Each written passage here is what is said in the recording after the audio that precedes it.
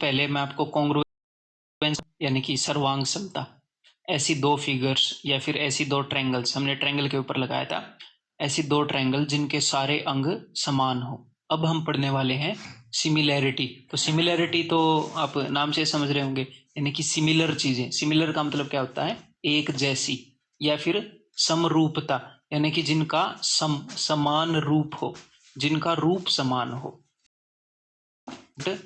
आकार समान ना हो। मतलब आकार समान हो या ना हो, बट आकार का समान होना जरूरी ना हो। जरूरी क्या है? जरूरी है कि रूप समान हो, एक जैसी दिखती हो। मैं आपको एग्जांपल देता हूं। मान लो जब आप छोटे थे तो आपके पापा जूते लेकर आए 10 नंबर के, ठीक है? किसी दुकान से आपके पापा जूते लेकर आए, और आपके पापा का एक दोस्त था, आपके अंकल, वो भी आपके पापा जितने ही, आपके पापा के पैर जितना ही साइज उनके पैर का था, तो वो भी 10 नंबर का जूता लेकर आए, सेम कंपनी का। तो आपके पापा और आपके अंकल का लेफ्ट पैर का जूता मैंने उठा लिया। तो ये जो जूते हैं ना दोस्त, ये एग्जैक्टली एक जैसे हैं और एग्जैक्टली एक ही साइज के हैं। ये हर मायने में सेम है। आपके पापा आपके अंकल का जूता पहन सकते हैं, आपके अंकल आपके पापा का जूता पहन सकते हैं, और एक जैसा फील करेंगे। तो ये जो जूते हैं ये है कॉन्ग्रुएंट, एक समान, इनमें सब कुछ बराबर है। लेकिन अब आप भी अपने पापा से इंस्पायर हुए, तो ये आपके पापा का जूता है, आप भी उसी कंपनी का जूता लेकर आए, लेकिन आप अभी, आपके बचपन की बात है, आप अभी छोटे हो, तो आप जूता लेकर आए हो छोटा। आपके पापा का जूता है 10 नंबर का और आपका जूता है 5 नंबर का, उसी कंपनी का जूता है, उसी मॉडल का जूता है, एग्जैक्टली वैसा ही जूता है, बस थोड़ा सा छोटा है। तो आपका जूता और आपके पापा का जूता एक जैसा है, एक जैसा है, लेकिन बिल्कुल बराबर नहीं है। समझ रहे हो? सेम कंपनी है, सेम पैर का, सेम मॉडल है, बट आपके पापा आपका जूता नहीं पहन सकते। आप अपने पापा का जूता पहनोगे तो वैसा फील नहीं करोगे जैसा इसमें फील कर रहे हो, ऐसा फिट नहीं आएगा। तो ये जूते क्या हैं? ये हैं सिमिलर, एक जैसे हैं बट एग्जैक्टली बराबर नहीं है। जब चीजें एग्जैक्टली बराबर हो तो उनको कॉन्ग्रुएंट बोलते हैं। जब एक एक जैसी हो बट एक चीज दूसरे से बड़ी भी हो सकती है, छोटी भी हो सकती है, तो उनको सिमिलर बोलते हैं। अब यहां पर एक और पॉइंट नोट करने लायक है, ध्यान से सुनिएगा। आपके पापा और आपके पापा के दोस्त के जूते को सिमिलर बोल सकते हैं क्या? एक जैसा बोल सकते हैं क्या? बिल्कुल बोल सकते हैं, एक जैसे तो हैं। अरे ये तो एग्जैक्टली बराबर है, तो एक जैसा बोल ही सकते हो। तो जितनी भी चीजें कॉन्ग्रुएंट है ना, उनको आप सिमिलर भी बोल सकते हो। सिमिलर का मतलब क्या है? सिमिलर का मतलब है कि एग्जैक्टली एक जैसी होनी चाहिए, साइज को छोड़कर। रेशियो वगैरह सेम होना चाहिए, एक जैसी होनी चाहिए। साइज अगर सेम है वो भी एक जैसी हो सकती है। साइज अगर सेम है तो उनको हम कॉन्ग्रुएंट भी बोल सकते हैं। तो जितने भी कॉन्ग्रुएंट फिगर्स हैं वो सारी सिमिलर भी हैं, बट सारी सिमिलर फिगर्स कॉन्ग्रुएंट नहीं है। कुछ सिमिलर फिगर्स जो साइज में भी एक जैसी हो जाती हैं वो सिमिलर हो जाती हैं, उनको हम सिमिलर यानी कि समरूप बोल देते हैं। ठीक है, थोड़ा सा और समझा दूंगा, टेंशन मत लो। अपने साथ टेंशन लेने की जरूरत नहीं है, ठीक है? पेंशन लेने की जरूरत है, रिटायर होके जॉब लग के। तो देखो, मेनली तो हमें काम ट्रायंगल्स का ही है, त्रिभुजों का ही काम है हमें मेनली, ठीक है? तो उनके ऊपर समझ लो। दो ट्रायंगल जब कॉन्ग्रुएंट होती हैं तो एक ट्रायंगल को दूसरे के ऊपर रखोगे तो एग्जैक्टली वो एक उसको कवर करती है। कॉन्ग्रुएंट का मतलब ये है, सर्वांग सम का मतलब ये है। लेकिन सिमिलर का मतलब है ये दोनों ट्रायंगल आपको एक जैसी दिख रही है कि नहीं दिख रही? वैसे दिखनी चाहिए आपको एक जैसी, बिल्कुल एक जैसी ट्रायंगल है, लेकिन सिर्फ इनमें साइज का फर्क है। एक जैसी हैं लेकिन, अब आप बोलोगे सारी ट्रायंगल एक जैसी दिखती है, मैं भी आपको बताता हूं। ज्यादा दिमाग लड़ा रहे हो, सारी ट्रायंगल एक जैसी दिखती हैं। ये ट्रायंगल एक जैसी हैं? नहीं, कुछ बच्चे बोलते हैं सारी ट्रायंगल एक जैसी होती हैं। ये तो एक जैसी इनकी शक्ल है, ये दूसरे देश की, ये दूसरे देश की है, इनकी शक्ल भी अलग ही, ये मार्स की, ये धरती की, तो ये बिल्कुल एक जैसी नहीं है। तो ये एक जैसी दिख रही हैं, ये सिमिलर ट्रायंगल्स हैं। तो सिमिलर ट्रायंगल्स की खासियत क्या है सिमिलर चीजों की? कि सिर्फ साइज का फर्क है। अगर मैं इसको जूम कर दूं, अगर मैं इसको बड़ा कर दूं, जैसे आप फोन में जूम करते हो फोटो को, अगर मैं इसको जूम कर दूं तो कहीं ना कहीं जाकर ये एग्जैक्टली इसके बराबर हो जाएगी। इसका मतलब ये सिमिलर है। तो सिमिलर का मतलब समझ गए?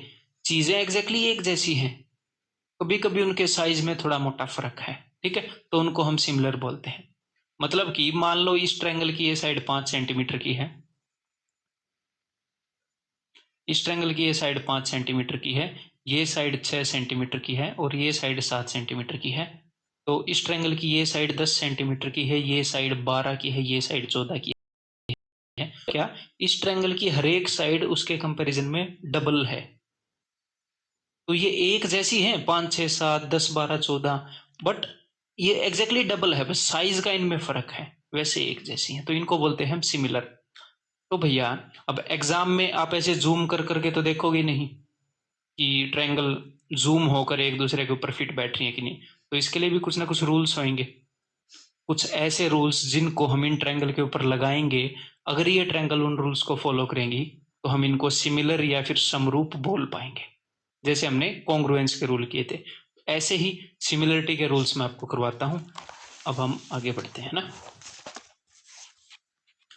तो सबसे पहला रूल है एस एस एस। देखो कुछ मैं आपको रूल्स बताऊंगा, हो सकता है वो बुक्स में ना गिवन हो या कहीं और आपने ना पढ़े हो, इसका मतलब ये नहीं है कि वो रूल्स नहीं है, वो हैं। सिमिलरिटी के ऊपर जनरली ये रूल्स बताए नहीं जाते हैं, जिस वजह से मैं बताता हूँ। मैं आपको थोड़ी सी और बढ़िया अंडरस्टैंडिंग देना चाहता हूँ, मतलब कंप्लीट अंडरस्टैंडिंग देना चाहता हूँ, ठीक है। मैं कुछ भी मिस नहीं करूंगा। देखो जरा, तो सबसे पहला रूल है भाई साहब एस एस एस, और साथ के साथ मैं आपको कॉन्ग्रुएंसी के साथ इसके डिफरेंस बताता चलूंगा, सर्वांग सम के साथ। तो जब आप कॉन्ग्रुएंसी देखने के लिए, सर्वांग समता देखने के लिए जब आप ये रूल लगा रहे थे, तो आप क्या बोल रहे थे कि ये वाली साइड इसके बराबर हो, ये वाली साइड इसके बराबर हो, और ये वाली साइड इसके बराबर हो। लेकिन जब हम सिमिलरिटी चेक करेंगे इस रूल से, और जब भी साइड की बात होगी तो हम इक्वल चेक नहीं करेंगे, हम सिर्फ और सिर्फ चेक करेंगे रेशियो। जब भी साइड की बात होगी हम ये नहीं बोलेंगे कि साइड बराबर होनी चाहिए, हम ये बोलेंगे कि कोरस्पॉन्डिंग साइड्स का रेशियो सेम होना चाहिए। जैसे कि मान लो इस साइड की लंबाई a है, तो इस साइड की लंबाई है k इंटू ए। इस साइड की लंबाई अगर b है तो इस साइड की लंबाई है k इंटू बी। इस साइड की लंबाई अगर c है, c सेंटीमीटर, तो इस साइड की लंबाई है k इंटू सी। तो मैं क्या कहूंगा कि तीनों कोरस्पॉन्डिंग साइड्स का जो रेशियो है वो सेम है। उस ट्रायंगल की जो साइडें हैं वो k गुना है, k गुना। अगर ऐसा हुआ, मान लो इस ट्रायंगल की ये साइड है 5, इस ट्रायंगल की ये साइड है 10, इस ट्रायंगल की ये साइड है 6, इस ट्रायंगल की ये साइड है 12, इस ट्रायंगल की ये साइड है 7, इस ट्रायंगल की ये साइड है 21। इसका 2 गुना, इसका 2 गुना, इसका 3 गुना, तो ये सिमिलर नहीं होंगी। सारी साइड सेम गुना होंगी, तभी ये जूम करके आप इसको ऊपर रख पाओगे, ठीक है। तो कुल मिलाकर क्या होगा, कुल मिलाकर इस ट्रायंगल की साइड का जितना भी माप होगा, उस ट्रायंगल की साइड कुछ ना कुछ गुणा होगी। सिमिलर ट्रायंगल की साइड कुछ ना कुछ गुणा होती है। अब ये जरूरी नहीं है कि भाई 2 गुना हो, 3 गुना हो, 1.5 गुना हो, 2.5 गुना हो, कितने भी गुना हो सकती है, और हमें इसकी टेंशन भी नहीं लेनी चाहिए। तो एग्जैक्टली हम कैसे चेक करेंगे, हम इस रूल को कैसे अप्लाई करेंगे। अगर A B divided by D E is equal to A C divided by D F is equal to B C divided by E F, अगर ऐसे तीनों साइड्स का रेशियो सेम है इन दो ट्रायंगल्स के अंदर, तो हम बोल सकते हैं कि ये ट्रायंगल इसके सिमिलर है। और हम इसको कैसे लिखेंगे, हम इसको लिखेंगे कि triangle A B C is similar to triangle D E F. Triangle A B C is similar to triangle D E F. और आप कोरस्पॉन्डिंग एंगल्स को साथ साथ में लिखोगे, ए के साथ डी लिखोगे, बिकॉज ये वाली साइड ए थी तो ये वाली साइड के ए थी, ये वाली साइड सी है तो ये वाली साइड के सी है, ये बी है तो वो के बी है।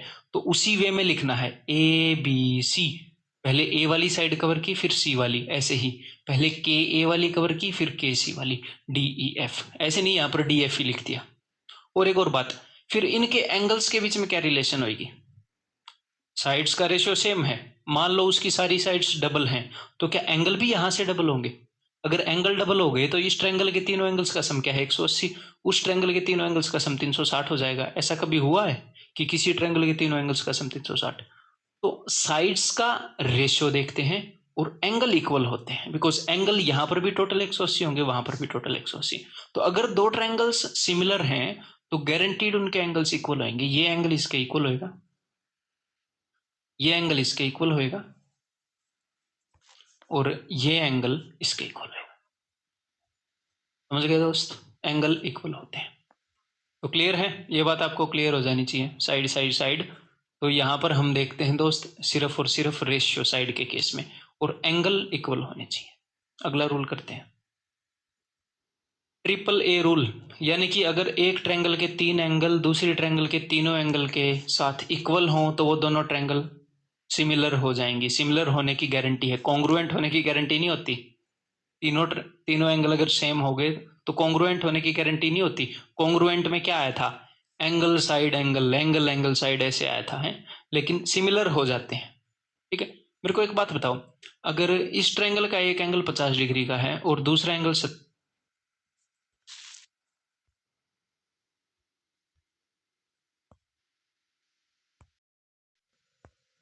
50 डिग्री का है और दूसरा एंगल 70 डिग्री का है, इस ट्रायंगल का एक एंगल 50 डिग्री का है और दूसरा एंगल 70 डिग्री का है,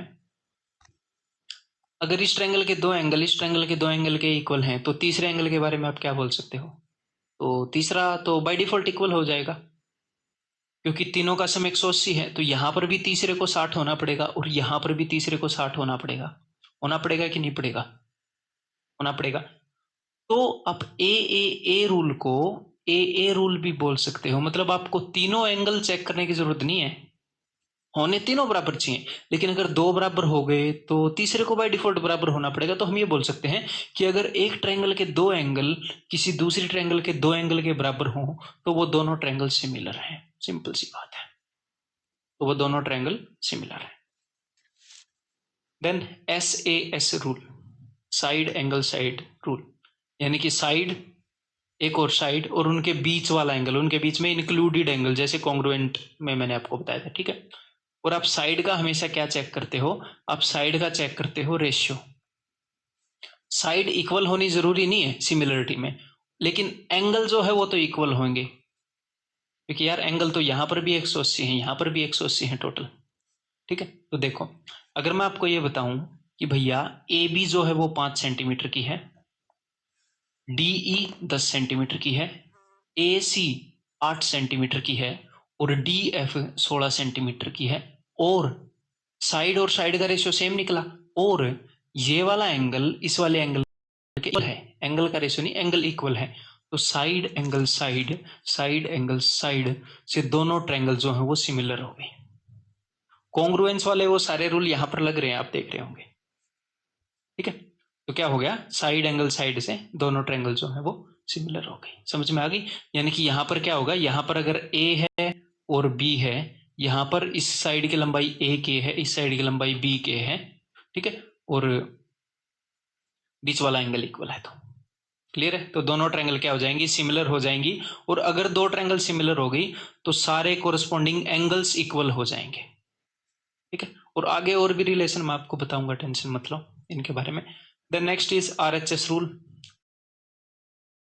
RHS से दो ट्रायंगल तभी सिमिलर होंगी अगर दोनों के अंदर राइट एंगल है, दोनों के हाइपोटेन्यूज क्या होती है? हाइपोटेन्यूज कोई एंगल है या साइड है, कर्ण कोई भुजा है या कोण है?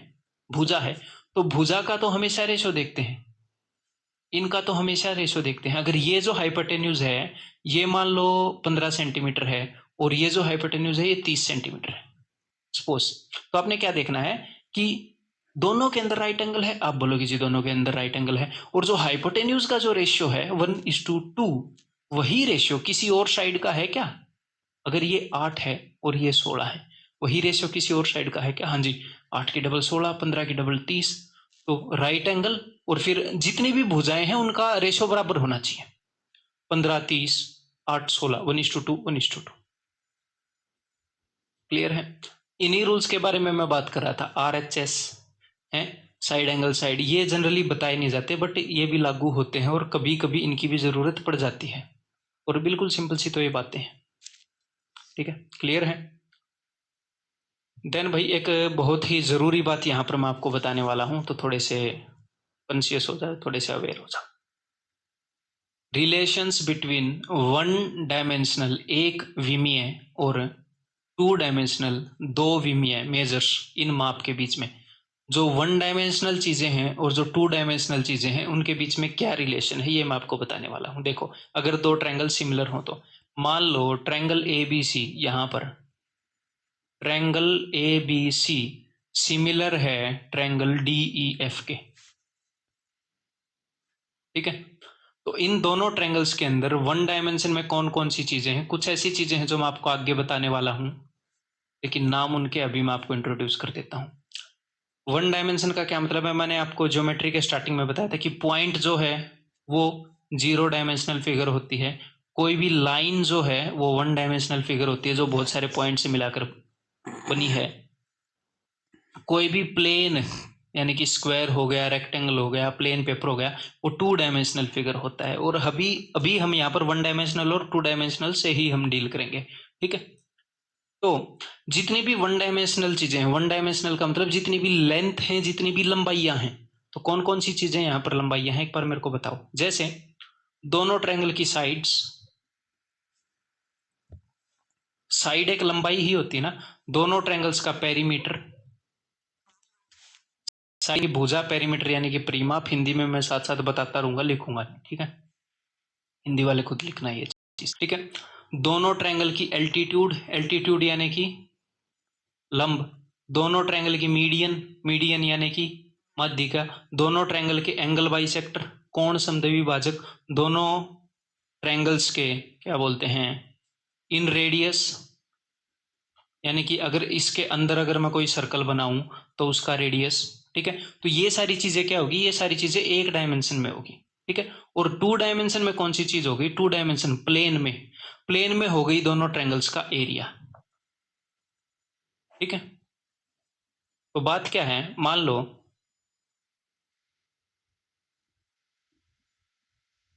इस ट्रायंगल की ये वाली साइड 5 सेंटीमीटर है, ये वाली साइड 8 सेंटीमीटर है, ये वाली साइड 10 सेंटीमीटर है, 5 8 10 है, और यहाँ पर ये वाली ट्रायंगल इनकी डबल है एग्जैक्टली, ये वाली साइड 10 है, ये वाली साइड 16 है, और ये वाली साइड 20 है।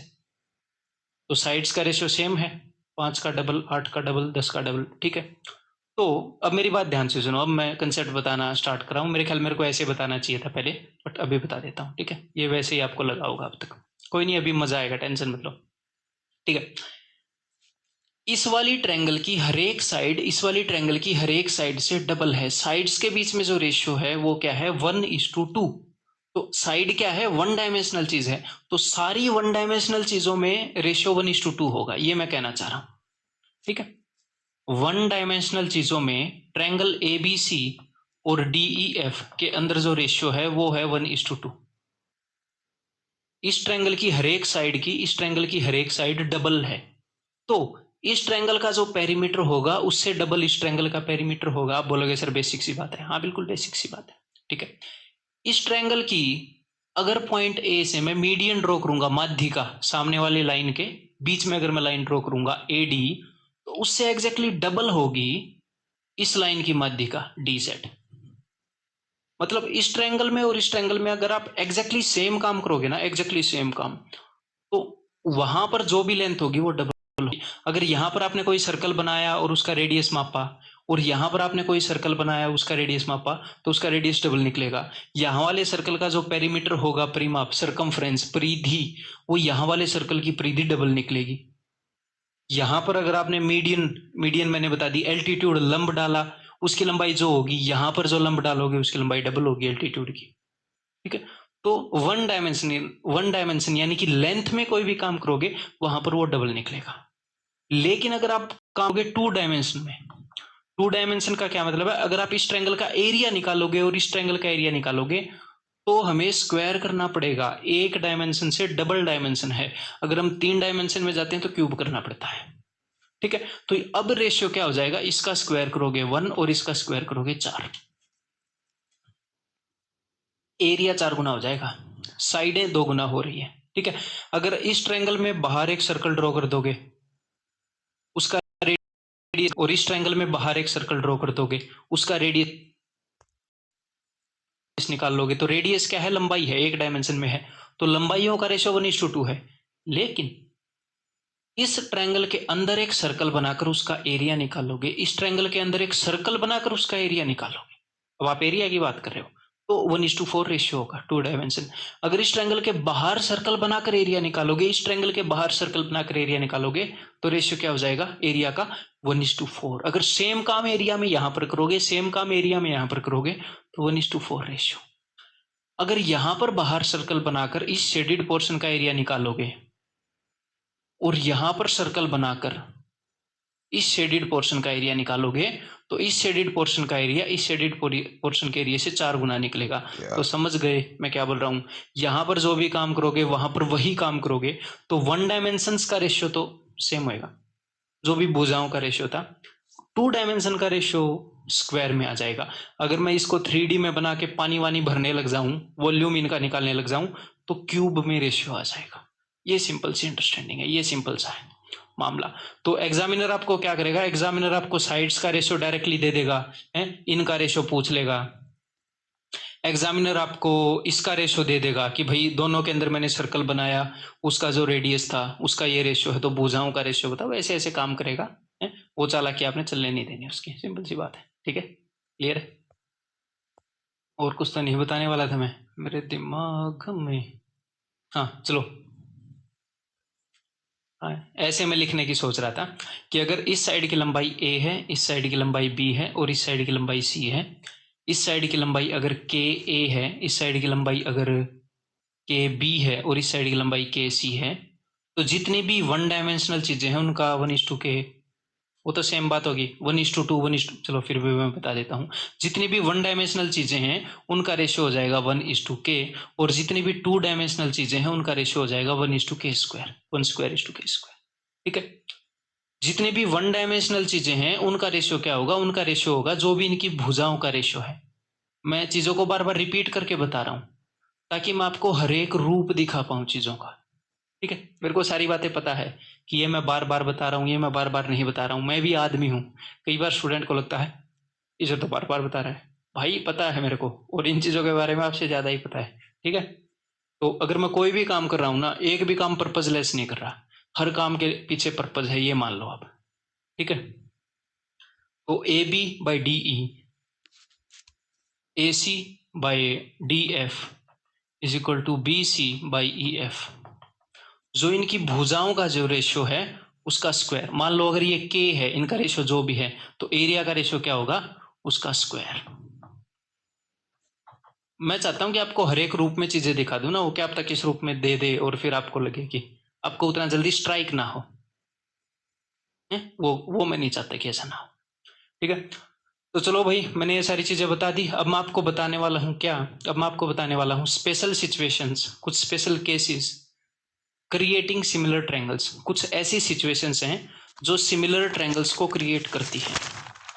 तो जितनी भी सिचुएशंस आपके एग्जाम में पूछी जा सकती हैं, 99.999999% तो आप समझ गए होंगे, इतने 9 लगा रहा हूं तो मामला क्या है, जितनी भी सिचुएशन पूछी जा सकती हैं आपके एग्जाम में, ऑलमोस्ट 100% इन ही सिचुएशन में से पूछी जाएंगी। मैं उनको एक जगह इकट्ठी करके आपको दे रहा हूं, मतलब आपको नई सिचुएशन भी नहीं मिलेगी। अगर जानबूझ के ही कोई एक सिचुएशन बनाना चाहे फिर भी आप वो क्वेश्चन कर लोगे, क्योंकि मैंने आपको सिमिलरिटी समझा दी और इतनी सारी सिचुएशन समझाऊंगा। लेकिन ऑलमोस्ट सारी सिचुएशन मैंने यहाँ पर क्रिएट कर दी है आपके लिए, इकट्ठी कर दी है। ठीक है, तो वो सारी सिचुएशंस मैं आपको बताने वाला हूं, तो मैं भी थोड़ा सा हमें ज्यादा टाइम लग जाए या ज्यादा ना भी लगे, देखेंगे आगे फ्लो के साथ क्या क्या होगा। तो मैं आपको सारी स्पेशल सिचुएशंस बताने वाला हूं कि कब कब सिमिलर ट्रायंगल्स क्रिएट होती हैं, कहां कहां से सवाल बनाए जा सकते हैं। उसके बाद अगले लेक्चर में हम क्वेश्चंस करेंगे, आपके कंसेप्ट को स्ट्रॉन्ग करने के लिए अच्छे अच्छे क्वेश्चंस करेंगे, और उसके बाद आपकी प्रैक्टिस के लिए मैं आपको मटेरियल दूंगा। कैसा रहेगा मामला, पढ़ना। अब आगे बढ़ते हैं, एक एक करके सारी सिचुएशन करते हैं। तो देखो भाई, सबसे पहला केस जब सिमिलर ट्रायंगल्स क्रिएट हो सकती हैं, ध्यान से देखो, सबसे ज्यादा पूछा जाने वाला, लाइन पैरेलल टू बेस, आधार के समानांतर रेखा।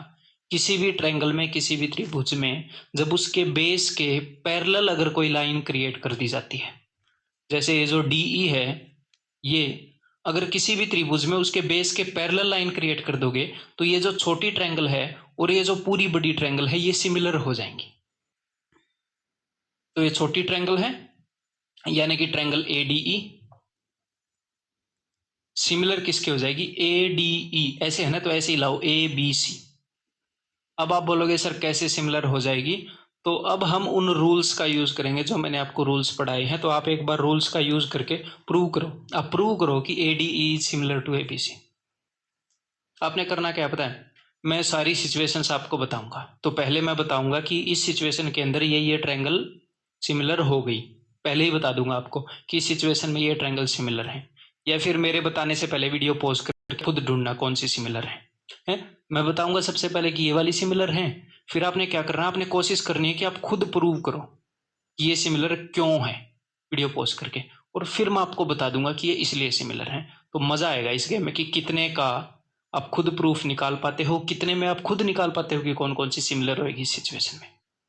ठीक है, खेलें फिर, खेला खेलें चलो तो देखो भाई, प्रूव कर लो खुद रोक के, ठीक है, ज्यादा शाणे मत बनो।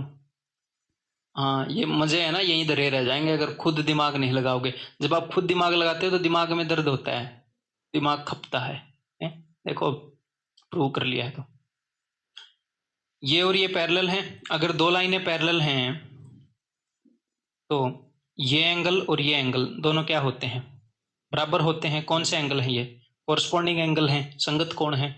तो यानी कि अगर ये एंगल A है तो ये एंगल भी A होएगा, बिल्कुल कोरस्पॉन्डिंग एंगल। अगर ये एंगल B है तो ये एंगल भी B होएगा। अब बोलोगे जी बिल्कुल ठीक है। अगर दो ट्रायंगल्स के दो एंगल इक्वल हो गए तो तीसरा एंगल तो बाय डिफॉल्ट इक्वल हो जाएगा, और इस छोटी ट्रायंगल और इस बड़ी ट्रायंगल में ये वाला एंगल तो है ही कॉमन, ये तो है ही कॉमन, ये तो दोनों का वैसे भी इक्वल होना है।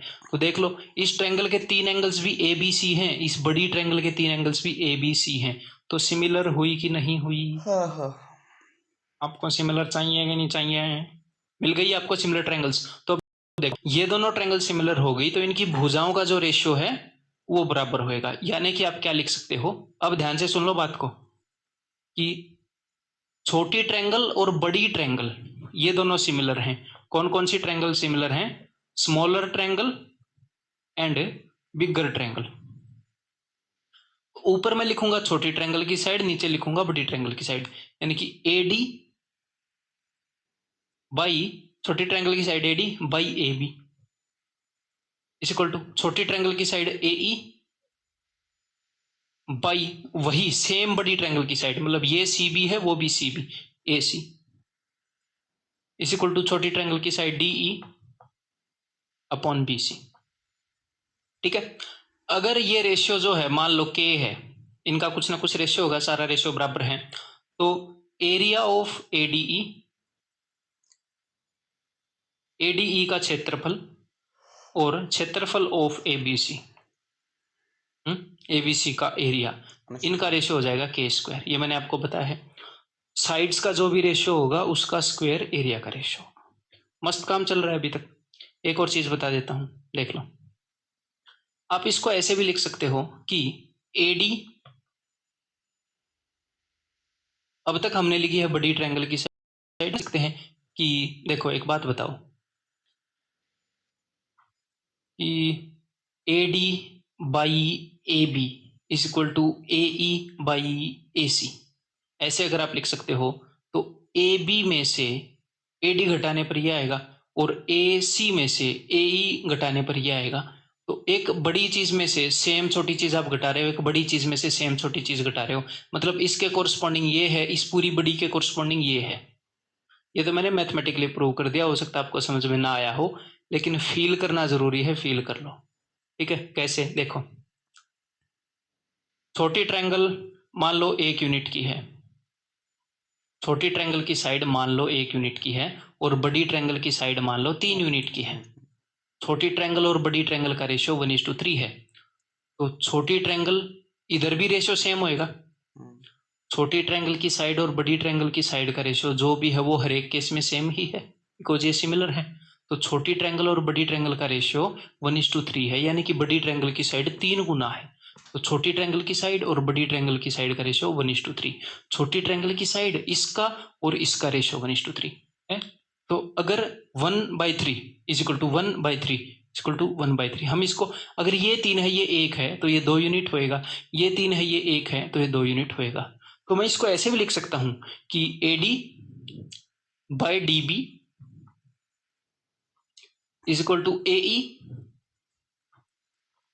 AD/DB किया था तो AE/EC, और आगे ऐसे नहीं लिख सकते, मैं खासकर बता रहा हूं कि DE/ कुछ लोग ये गड़बड़ करते हैं भैया, AD छोटी ट्रायंगल की साइड है मैं मानता हूं, बट DB बड़ी ट्रायंगल की साइड नहीं है।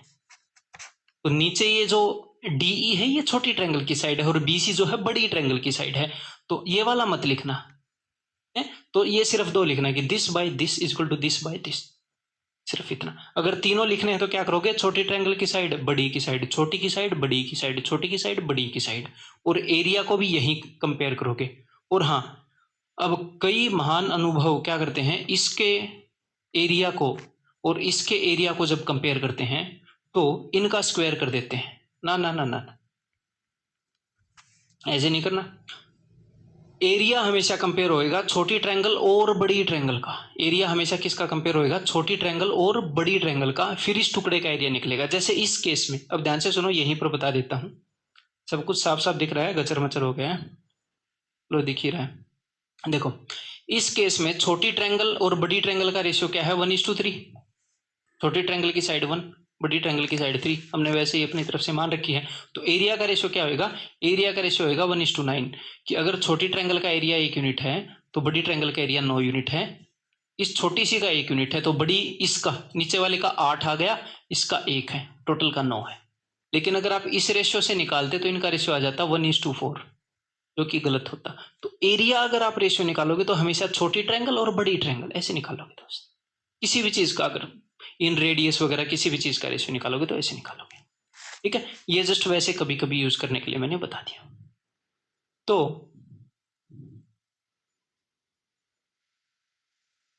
यहां पर ये बात आप समझ गए।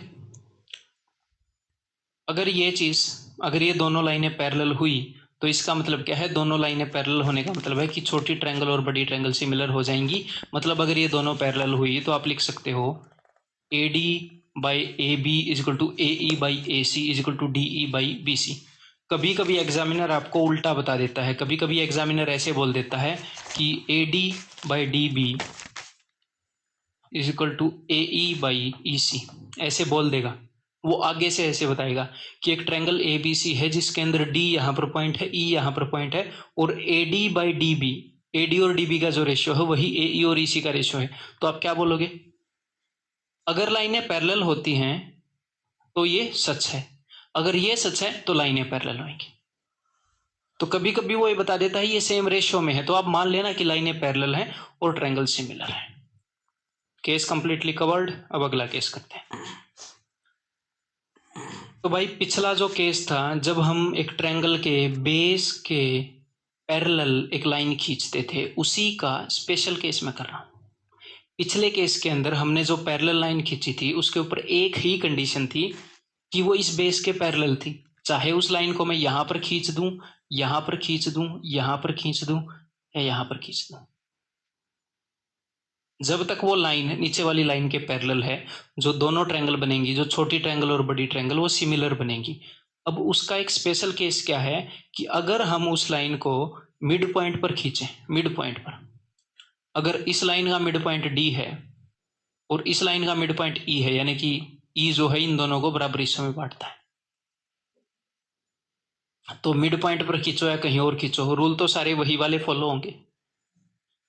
पिछला केस था वो जनरलाइज्ड केस था कि इस लाइन को कहीं पर भी खींच दो, ठीक है, इस हिसाब से। तो अब देखो, अगर मैं किसी भी ट्रायंगल के अंदर दो साइड्स के मिड पॉइंट को मिलाता हूं तो उससे होगा क्या, मेरे को एक बात बताओ। अगर मैंने इसके मिड पॉइंट्स को मिलाया तो क्या हो जाएगा, तो AD और DB is equal to AE over EC, ये बराबर हो जाएगा। आप बोलोगे सर बराबर क्यों हो जाएगा, अरे ये मिड पॉइंट है, तो दिस बटे दिस, मान लो ये साइड 10 सेंटीमीटर थी तो ये 5 ये 5, मान लो ये साइड 8 सेंटीमीटर थी तो ये 4 ये 4, तो 5 बटे 5 भी 1, 4 बटे 4 भी 1। तो इसका और इसका और इसका और इसका रेशियो सेम हो गया। तो मैंने आपको क्या बताया था कि कभी कभी एग्जामिनर आपको इनका रेशियो सेम दे देगा। अगर उसने लाइन पैरेलल दे दी तो इसका मतलब रेशियो सेम है, अगर उसने रेशियो सेम दे दिया तो इसका मतलब लाइन पैरेलल है। तो अगर आप किसी भी ट्रायंगल के मिड पॉइंट्स को मिलाओगे, दो साइड्स के मिड पॉइंट को मिलाओगे, तो वो जो लाइन बनेगी वो तीसरी लाइन के पैरेलल बनेगी। तो वो जो लाइन बनेगी वो तीसरी लाइन के पैरेलल बनेगी। और जैसे ही ये इसके पैरेलल बन गई तो क्या हो जाएगा, दोनों ट्रायंगल सिमिलर हो जाएंगी, दोनों ट्रायंगल समरूप हो जाएंगी। समझ में आ गई बात? यानी कि अगर हमने मिड पॉइंट्स को मिला दिया तो दोनों ट्रायंगल समरूप हो जाएंगे। अब मैं आपको एक और बात बता दूं, मिड पॉइंट्स को मिलाना जरूरी नहीं है। अगर आपने 1:3 रेशियो में भी ऐसे मिला दिया, सेम रेशियो में मिलाना जरूरी है। अभी हमने यही प्रूव किया है, अगर इसका और इसका रेशियो सेम है तो यानी कि लाइन पैरेलल है। ठीक है, मिड पॉइंट एक स्पेशल केस है, इसके ऊपर डायरेक्टली कई बार क्वेश्चन आते हैं, बताता हूं। तो देखो, इसका छोटी ट्रायंगल और बड़ी ट्रायंगल दोनों सिमिलर हो गई। ADE is similar to ABC। ठीक है भाई, तो अगर ये सिमिलर हो गई तो छोटी ट्रायंगल की साइड, ये चीजें दिख रही है ना मजे में, हाँ, और बड़ी ट्रायंगल की साइड इज इक्वल टू छोटी ट्रायंगल की साइड AE, बड़ी ट्रायंगल की side AC is equal to छोटी ट्रायंगल की साइड DE बटे बड़ी ट्रायंगल की साइड BC। इनकी भुजाओं का रेशियो क्या होगा बताना जरा मेरे को। ये मिड पॉइंट है तो AD बाई AB क्या होगा, ये आधे में है तो ये आधा ही रह गया और ये पूरा है 1/2। तो देखो DE बाई BC 1/2। इसे में क्या पता लगा, अगर किसी भी ट्रायंगल के दो साइड्स के मिड पॉइंट को मिलाते हैं तो ये जो लाइन बनेगी ये तीसरी लाइन के पैरेलल होगी और तीसरी लाइन से आधी होगी। अगर तीसरी लाइन यहां पर कुछ भी मान लो 12 सेंटीमीटर है तो ये 6 सेंटीमीटर होगी, तीसरी लाइन से आधी होगी, क्योंकि छोटी ट्रायंगल बड़ी से सिमिलर बनी है और छोटी ट्रायंगल की दूसरी साइड्स बड़ी ट्रायंगल की साइड से आधी हैं तो तीसरी साइड भी तीसरी साइड से आधी होगी। ठीक है भाई, तो इसको मिड पॉइंट थ्योरम बोलते हैं मध्य बिंदु पर में, क्यों? क्योंकि मिड पॉइंट को मिलाकर बनाया गया है। ठीक है उसी चीज का स्पेशल केस। तो यहां पर मेरे को अब एरिया का रेशियो बताओ जरा, एरिया ऑफ ट्रायंगल ADE बटे, अगर मैं किसी ट्रायंगल के मिड पॉइंट्स को मिला दूं तो जो छोटी ट्रायंगल बनेगी और जो बड़ी ट्रायंगल बनेगी उनके एरिया का रेशियो क्या होगा। छोटी ट्रायंगल और बड़ी ट्रायंगल की साइड्स का रेशियो 1:2 है तो एरिया का रेशियो 1:4 होगा, स्क्वायर कर देंगे। तो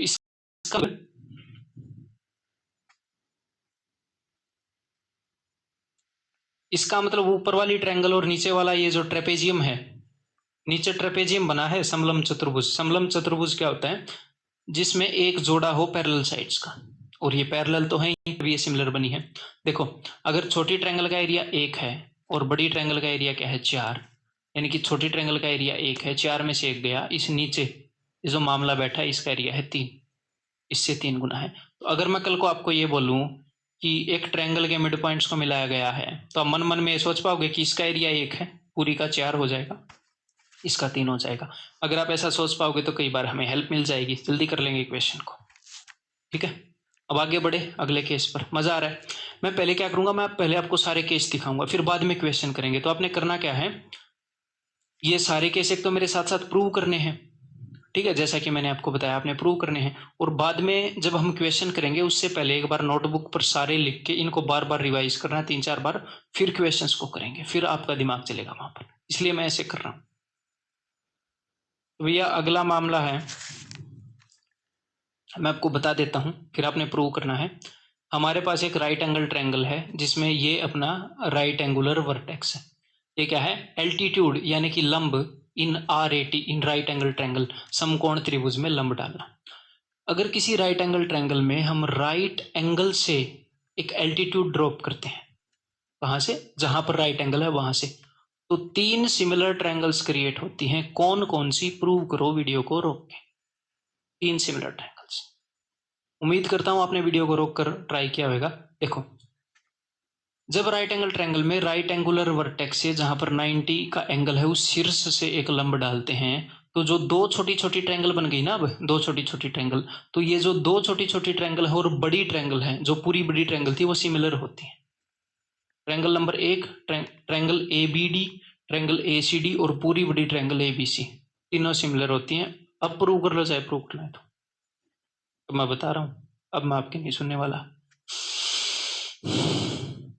अगर ये एंगल ए है, ठीक है, बड़ी ट्रायंगल में देखो एक बार, बड़ी ट्रायंगल में अगर ये एंगल ए है, ये एंगल 90 है, तो इस एंगल और इस एंगल का सम क्या होता है?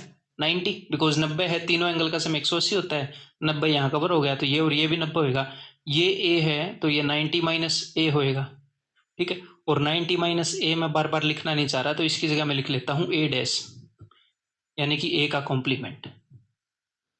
कॉम्प्लीमेंट यानी कि पूरक होता है ना, दो एंगल जिनका सम 90 हो, है, ठीक है। अब इस छोटी ट्रायंगल में आ जाओ ए बी डी में, अगर ये ए है ये 90 है, तो ये क्या हो जाएगा? ये ए डैश हो जाएगा, ये ए डैश, मतलब ऐसे दो एंगल जिनका सम 90 है, ए का कॉम्प्लीमेंट। 90 माइनस ए की जगह मैं ए डैश लिख रहा हूँ। अगर ये पूरा 90 है और ये ए डैश है, तो ये ए हो जाएगा, ठीक है। तो अब हमारे पास तीन ट्रायंगल आ गई, और इन तीनों ट्रायंगल में कौन कौन सा एंगल है? ए डैश 90। अब इस वाले ट्रायंगल में देखो ए डैश 90, पूरी बड़ी ट्रायंगल में देखो ए डैश और ये पूरा 90। तीन ट्रायंगल है, तीनों में तीन एंगल है, ए डैश 90, ए डैश 90। अगर तीन ट्रायंगल्स के तीनों एंगल इक्वल हैं तो तीनों ट्रायंगल सिमिलर होगी। तो यहां पर लिख दूं कौन कौन सी सिमिलर हैं। अब सिमिलर ऐसे तो लिख नहीं सकते हैं कि भाई A B D, A D C, B C A, मतलब ऐसे अपने मन में आया ऐसे ऐसे नहीं लिख सकते। हमें देखना पड़ेगा कि पहले कौन सा एंगल लिख रहे हैं। तो मैं इसी ऑर्डर में लिखूंगा ए डैश 90, इक्वल एंगल की जगह इक्वल एंगल लिखना है तो मैं ऐसे ही लिखूंगा A dash 90, B triangle B यानी कि A dash A 90, B A D. समझ गए मैं कैसे लिख रहा हूं? पहले ए वाला, फिर ए डैश वाला, फिर 90 वाला। अब इसमें ए डैश 90 यानी कि A C D is similar to triangle A C D. अब यहां पर ए, पूरी बड़ी ट्रायंगल में देखो ए डैश 90 यानी कि बी सी ए, ठीक है। तो ये तीनों ट्रायंगल आपस में सिमिलर होंगी, और जब ये तीनों ट्रायंगल आपस में सिमिलर होती हैं तो कई सारे रिजल्ट यहां पर प्रूव हो जाते हैं। कई सारे रिजल्ट यहां पर ऊपर वाले, मतलब 6 रिजल्ट यहां पर प्रूव हो जाते हैं। ऊपर जो 3 रिजल्ट है इन्हीं से 3 रिजल्ट और निकलते हैं, जैसा चौथा निकला है। और पांचवा छठा रिजल्ट इनसे तो प्रूव नहीं होगा खैर, बट इसी सिचुएशन में होता है, इसलिए मैंने यहां पर लिखा है, ठीक है। तो एक बार प्रूव करने की कोशिश करो, ऊपर वाले 3 रिजल्ट प्रूव करने की कोशिश करो, मजा आ जाएगा। तो चलो भाई, आपका क्या भरोसा, आप करोगे कि नहीं करोगे, मुझे करने पड़ेंगे, मजबूरी है भाई, क्या करें। देखो ये दोनों ट्रायंगल सिमिलर हैं, तो अगर सिमिलर हैं तो इनकी साइड्स का रेशियो सेम होएगा। तो मैं एक बार इन दोनों की सिमिलरिटी को यूज कर रहा हूं, यानी कि B A by A C, B A by A C is equal to A D by C D, A D by C D, दिख रहा है ना? हाँ जी, is equal to B D by A D.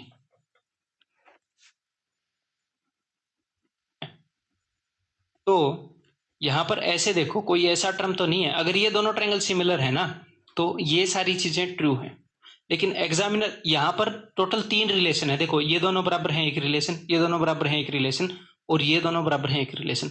लेकिन examiner एक ही relation को बहुत बार यूज करता है, क्यों? क्योंकि वो दिखने में सुंदर है, सुंदरता के पीछे सब दौड़ते हैं, एग्जामिनर भी। दिखने में कैसे सुंदर है देखो, अगर आप इसको सोल्व करोगे तो यहां पर क्या बन जाता है? A D into A D का square is equal to B D into C D, A D का स्क्वायर ये, तो ये आपको राइट हैंड साइड पर कहीं ना कहीं दिखेगी। ए डी का square is equal to B D, D भी कुछ भी लगा लो, B D into C D. अब ऐसी ही एक रिलेशन यहां से निकाली जा सकती है, वो आप खुद निकालोगे, ऐसे ही कर लो, इजीली एक स्टेप में आ जाएगी, ठीक है। मान लेते हैं भाई, ऐसे कहना मान लेते हैं दोस्त, है अगर A C is equal to C D by C A equal to A D by B A. दिख ही रहा है, इसको बी ए मैं नीचे लिख देता हूँ, ए डी बाई बी ए। अब यहाँ पर भी 3 रिलेशन है, लेकिन एक को एग्जामिनर बहुत ज्यादा यूज करता है। और अब आप ऐसे सोच रहे होगे सर हम इतने रिजल्ट रटे, अरे अब भी अगली 5 मिनट में रटवा दूंगा, आप भूलोगे नहीं।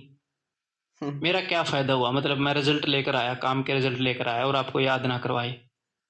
वो टेंशन छोड़ दो, मजे में देखो। है ऐसे गलत बात अगर डर के देख रहे हो तो, अभी रटवाऊंगा और मजाक की बात नहीं है। अब देखो, आप रिलैक्स हो जाओ। देखो तो भैया यहाँ पर अगर हम ध्यान से देखें तो इन दो को, ये ए सी और सी ए, तो जब आप इस सी ए को ऊपर भेजोगे, सी ए सी बराबर बात है, ठीक है। तो ए सी का square is equal to C D into B C, ठीक है। अब एक और रिलेशन हम क्रिएट करेंगे। तो देखो मैंने ये दोनों सिमिलर थी, जी हाँ, ये दोनों सिमिलर थी, जी हाँ, और ये भी तो सिमिलर होंगी, तीनों आपस में सिमिलर होंगी। तो इससे और इससे, इन दोनों से एक रिलेशन और निकलेगी, इन दोनों में से अपना रास्ता बनाते हुए, इनको चीरते हुए एक रिलेशन निकलेगी। देखो ये और ये सिमिलर हैं, तो B A by B C equal to A D by C A is equal to B D by B A. B D P के क्या करना चाहिए, हमें बी ए करना चाहिए, बी एस सी नहीं करनी चाहिए। यहां पर साफ साफ दिख रहा है बी डी पी ओ और बी ए करो, बी डी बाई बी ए, ठीक है। तो अब यहां पर देखो, यहां पर भी 3 रिलेशन है, लेकिन एक एग्जामिनर की फेवरेट है, कौन सी वाली, जब आप इनको कंपेयर करो। मैंने ये रट नहीं रखी, मैं आपके सामने ही देख रहा हूं कहां पर बी ए बन जाएगा, ऐसे आपने भी रटनी नहीं है, ये मत सोचे मैंने रट रखी है। मेरे को सिर्फ ये पता है कि ये तीनों ट्रायंगल सिमिलर है, मैं वहीं से निकाल रहा हूं कि हमें इतना याद करना पड़ेगा ना, मैं करवाऊंगा आपको याद काम की चीजें, ठीक है। तो अगर आप इन दोनों को कंपेयर करोगे तो बी ए और बी ए इसको ऊपर लेकर आओ, तो बी ए का square B A is equal to B C into B D,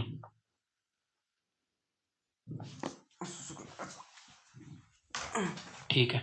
तो 3 डिब्बे यहां पर हैं और 3 रिलेशन यहां पर हैं। ये तीनों रिलेशन आपको यहां पर नजर आएंगी, एक एक करके चेक करवा देता हूं। A D square is equal to B D C D, checked. A C square is equal to C D B C, वो सी बी बी सी एक ही बात है। बी ए या A B square is equal to B D B C, B D B C. Clear है, समझ गए। अब इनकी सिमिलरिटी से कोई और तो होगा नहीं, तो अब मैं इसको रब कर देता हूं और अब मैं आपको याद करवा देता हूं। देखो जरा, अब हम आपको याद करवाएंगे कैसे। देखो आपको एक तो आपके जहन में ये बात बिठा लो कि कोई भी राइट एंगल ट्रायंगल है, तो राइट एंगुलर वर्टेक्स से अगर मैं एक और राइट एंगल बना दूं, राइट एंगल वाले शीर्ष से एक और राइट एंगल बना दूं, तो जो सबसे बड़ी ट्रायंगल थी वो, और जो 2 छोटी छोटी ट्रायंगल क्रिएट हुई हैं वो 2, ये तीनों ट्रायंगल, सबसे बड़ी और 2 छोटी नई, ये सिमिलर है। और जब ये सिमिलर होती हैं तो आप इनकी साइड्स का रेशियो जैसे मैंने बोला वैसे निकाल सकते हो, ए डैश करके, कि कौन सी किसके सिमिलर है ये निकाल सकते हो ना। ए डैश 90 है, ए डैश 90 कि कौन सी किसके सिमिलर है, जरूरत पड़े तो है। अदरवाइज अगर आपको ये डायरेक्ट रिजल्ट यूज करने हैं, मैं बताऊंगा आपको कैसे पता चलेगा कि डायरेक्ट रिजल्ट कब यूज होंगे पेपर में, सब कुछ ट्रैक किया जा सकता है, ठीक है। तो ये तीनों रिजल्ट मैं अब आपको याद करवाऊंगा। देखो कैसे, देखो यहां पर एक बार ऑब्जर्व करो, सबसे ऊपर पॉइंट ए है, ए डी का मतलब ये वाली लाइन, ए बी का मतलब ये वाली लाइन, और ए सी का मतलब ये वाली लाइन।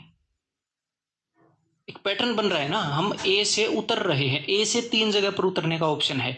आप ए बी पर उतराओ, ए डी पर उतराओ, ए सी पर उतराओ, ए से 3 पर उतरने का ऑप्शन है, ठीक है। तो जब आप ए से बी पर उतरोगे, यानी कि ए बी का स्क्वायर, जब ए से बी पर उतरोगे यानी कि ए बी का स्क्वायर, तो आपने बी से बाकी 2 जगह पर एक एक करके विजिट करनी है। जैसे गांधी जी जब इंडिया आए तो उन्होंने भारत के गांव में भ्रमण किया था, उनके जो गुरु थे गोखले जी हैं, तो उन्होंने बोला था, शायद गोखले ही थे, अभी मैं नाम बोल रहा हूँ, काफी पहले पढ़ा था, ठीक है। उन्होंने बोला था कि भाई भारत का दिल गांव में बसता है, तो एक एक गांव में जाकर विजिट करो, गांव में जाकर देखो कि एक एक में तो कहाँ गए होंगे, मैक्सिमम गांव में गए होंगे, कि भारत की क्या सिचुएशन है। ऐसे ही आपने करना क्या है, अगर आप ए से बी पर उतरे हो तो बाकी दोनों जगह पर जा जाके देखना है। तो एक बार आप बी से डी पर जाओगे तो ए बी का square is equal to B D into, एक बार बी से डी पर गए और फिर बी से, ये मत बोलना अब मैं डी पर पहुंच गया हूं, है फालतू की बकवास नहीं, पेन फेंक के मारूंगा, ठीक है। पहले बी से डी पर गए और उसके बाद बी से सी पर गए, B D into B C, ठीक है। अगर आप ए से डी पर उतरे यानी कि ए डी का स्क्वायर, ये मैं याद करने की टेक्निक बता रहा हूं, ये मत सोचना ये कौन सा फॉर्मूला है टाइप के, अरे ये कोई मैथमेटिकल चीज नहीं, याद मैथमेटिकल चीज ड्राइव करके बता दी है, अब उसको इंटरेस्टिंग और याद करने लायक बना रहा हूं, ठीक है। तो ए डी का स्क्वायर, अब आप डी से बाकी दो जगह पर जाओगे, D B into D C, D B into D सी।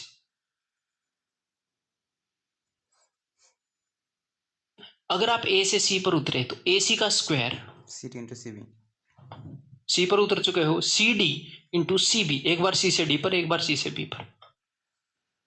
अब बोलो याद हुए कि नहीं, एग्जैक्टली सेम मामला यहां पर लिखा है। अब आपने करना क्या है, वीडियो को पॉज करो, अपनी नोटबुक पे डायग्राम बनाओ खुद का अपना पर्सनल, मेरे डायग्राम को यूज करने की जरूरत नहीं है, ठीक है, मेरा अपना ही है, ठीक है। अपना खुद का पर्सनल डायग्राम बनाओ और ये तीनों एक बार लिख कर देखो, ठीक है। लिख कर देख लिए, मैं मान रहा हूं कि आप थोड़े तमीज वाले स्टूडेंट होंगे, लिख कर देख लिए होंगे। तो अब आपने क्या करना है, अब इस ट्रायंगल को ऐसे बनाओ, क्योंकि हमेशा ऊपर 90 डिग्री का एंगल थोड़ी देगा। जब वो इस ट्रायंगल को ऐसे बनाएगा, ऐसे याद मत करना ए डी डी बी, वो इसको P Q R S R O कुछ भी दे देगा, ऐसे याद करने की तो हिम्मत भी मत करना, ठीक है। जो मैंने आपको तरीका बताया वैसे याद करना। अगर मैं ट्रायंगल को ऐसे बना दूं ए बी सी और यहां से मारूं, तो आप देखो अगर हम बी से ए पर जाएंगे बी ए स्क्वायर, क्योंकि हमने यहां पर तो हम नीचे उतर रहे थे, लेकिन ट्रायंगल को ऐसे भी तो दे देगा, तो हमेशा जो 90 डिग्री वाला है वर्टेक्स, उससे हम तीन जगह जा सकते हैं। तो बी ए का square is equal to A D into A C, समझ गए ना, मैंने रटा नहीं है, जस्ट बी सी का square is equal to C D into C ए।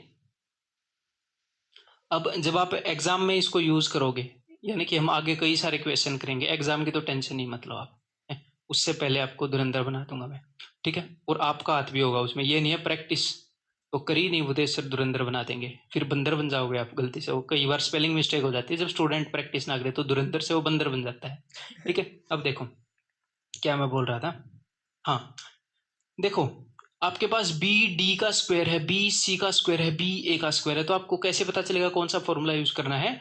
अगर बी ए का यूज हो तो बी ए का स्क्वायर वाला, बी डी का यूज हो फॉर्मूले में, बी सी का यूज हो, इस हिसाब से हम यूज करेंगे, आगे क्वेश्चन में आपको पता लग जाएगा। तो बी सी स्क्वायर हम कर चुके हैं, B D square equal to D से एक बार ए पर, डी से एक बार सी पर, D A into D C, समझ में आ गई। अब ये भी एक बार अपनी नोटबुक पर लिख कर देखेंगे, ठीक है भाई। अब ये तीन रिजल्ट मैं प्रूव कर चुका हूं, आप बोलोगे जी हाँ बिल्कुल प्रूव कर चुके हैं। अब अगर मैं पहली वाली को दूसरी से डिवाइड कर दूं,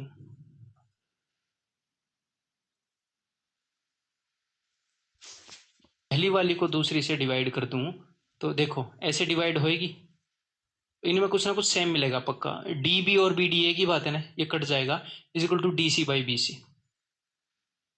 अब बच्चों को लगेगा सर ये हम कैसे याद करें, देखो ये मैंने याद नहीं कर रखी कि A D square by A B square is equal to D C by क्या है बी सी, ऐसे मैंने पर्सनली ये याद नहीं कर रखी। हाँ जब भी वो कुछ ऐसा देता है, जब भी वो राइट एंगल एग्जामिनर और राइट एंगल से परपेंडिकुलर ड्रॉ कर लेता है और ऐसा कुछ पूछता है, ऐसा पूछेगा तो ऑप्शन में ऐसा कुछ होगा, ऐसा पूछेगा तो ऑप्शन में कुछ ऐसा होगा, तो मुझे पता है इनको आपस में डिवाइड करके उसने किया, तब हम लिखते हैं और डिवाइड करके निकाल लेते हैं।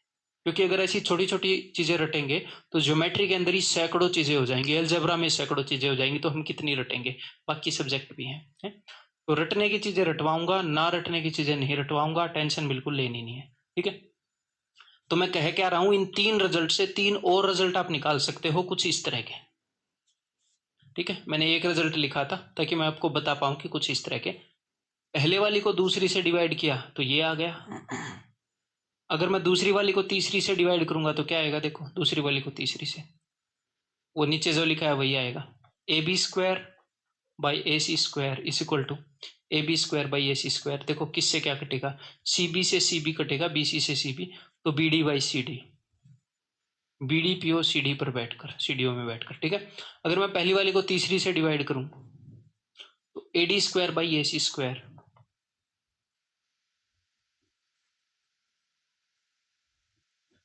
तो CD से CD कट जाएगा, DB बाई CB।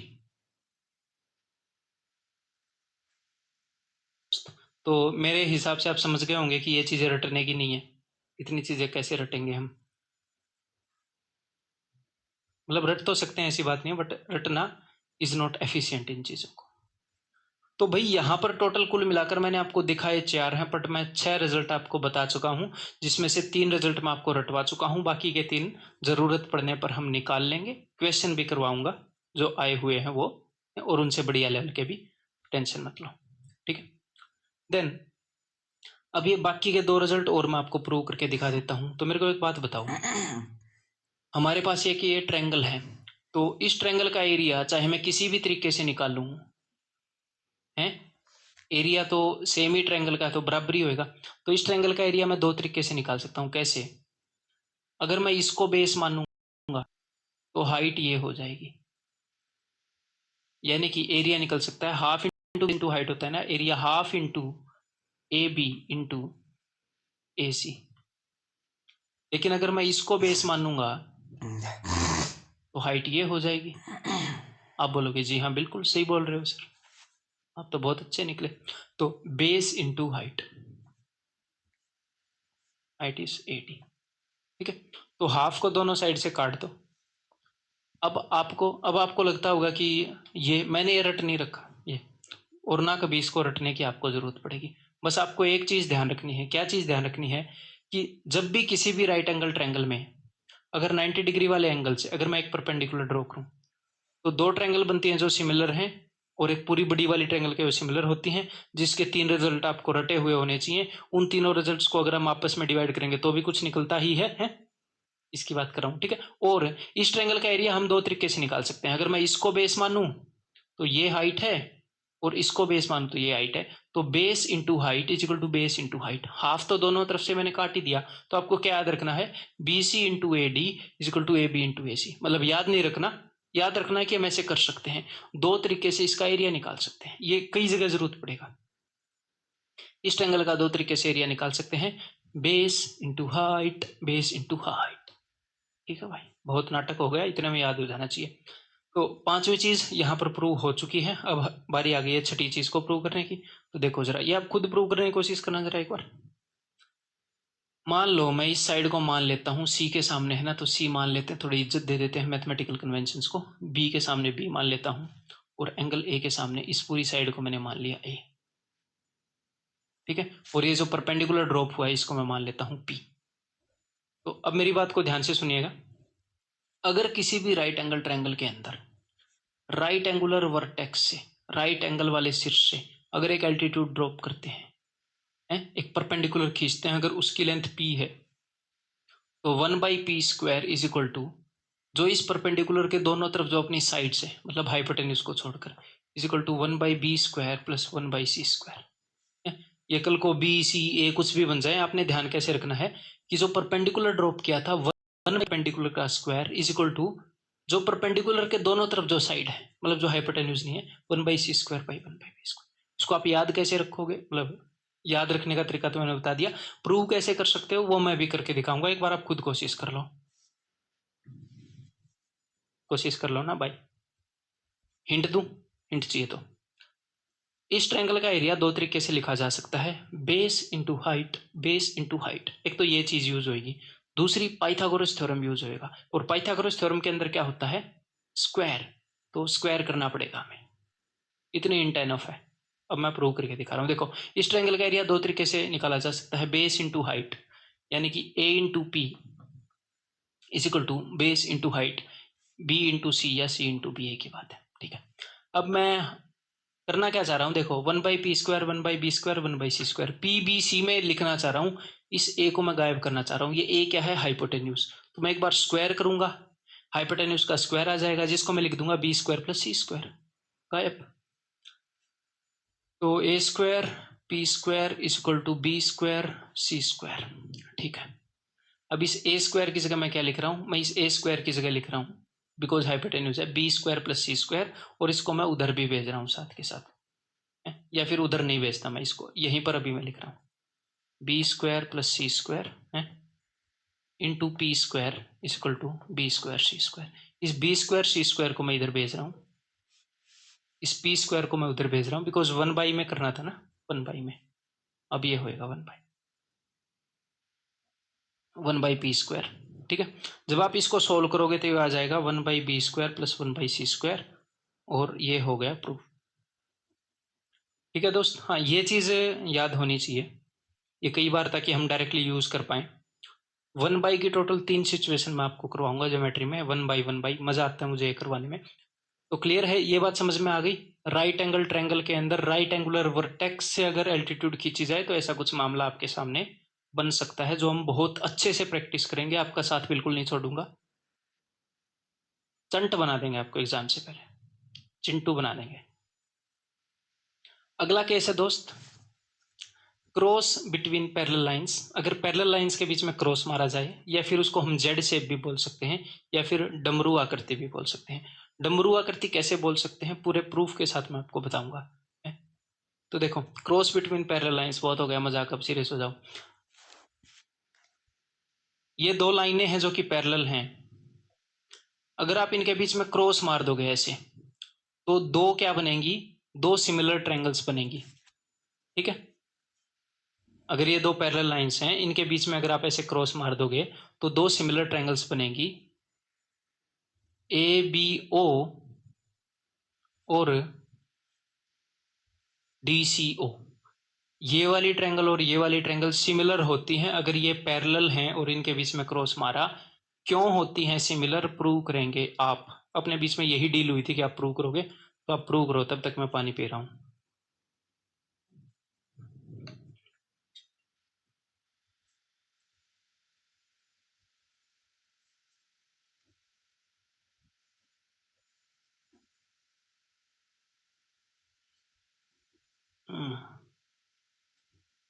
काफी देर हो गई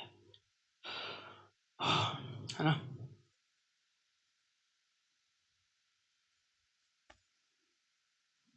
এটা সমান, प्रूव करो भाई,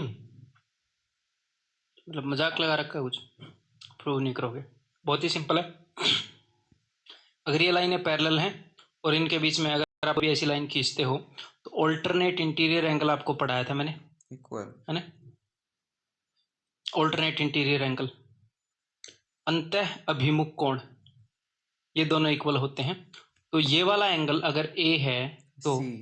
ये देखो जेड शेप इसको क्यों बोलते हैं, क्रॉस बिटवीन पैरेलल लाइंस, तो ये हो गया जेड शेप। क्यों, क्योंकि ये अंतः अभिमुख कोण ऐसे जेड बनाते हैं ना, इसलिए मैंने इसको ये नाम दिया है, ये दोनों बराबर हैं। ये जेड शेप, जेड शेप आपको एग्जाम में कैसे भी याद आ जाए, अपना तो यही उद्देश्य है कि आपको याद आ जाए बस। ठीक है, तो अगर ये एंगल ए है तो ये एंगल भी ए होगा, अगर ये एंगल बी है तो ये एंगल भी बी होगा, और ये दोनों एंगल भी बराबर होंगे। वैसे तो देखो, एक ट्रायंगल के दो एंगल दूसरी ट्रायंगल के दो एंगल के बराबर हो गई तो सिमिलर तो हो गई ट्रायंगल, तीसरे की जरूरत नहीं है, बट अपना फिर भी वो वर्टिकली ऑपोजिट एंगल से इक्वल हो रहा है ना, इसलिए दिखा देता हूँ एक बार, ये भी डिवाइज हो जाएगा कि वर्टिकली ऑपोजिट एंगल इक्वल होते हैं।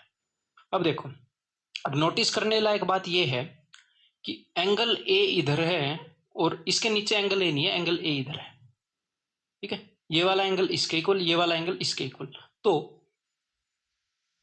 बी सी बाय सी ओ, ऐसे सी नहीं है भाई, B O by C O ऐसे आएगा, B O by D O नहीं आएगा, ये वाला एंगल इसके इक्वल है। तो कौन कौन सी ट्रायंगल कॉन्ग्रुएंट हुई बताना जरा एक बार, ट्रायंगल ए बी ए ओ, मैं कैसे देख रहा हूं, मैं ऐसे देख रहा हूं, एंगल ए है, एंगल बी है, एंगल सी है, यहां पर भी ए बी सी मैंने देखा, यहां पर भी ए बी सी देखूंगा, सी डी ओ।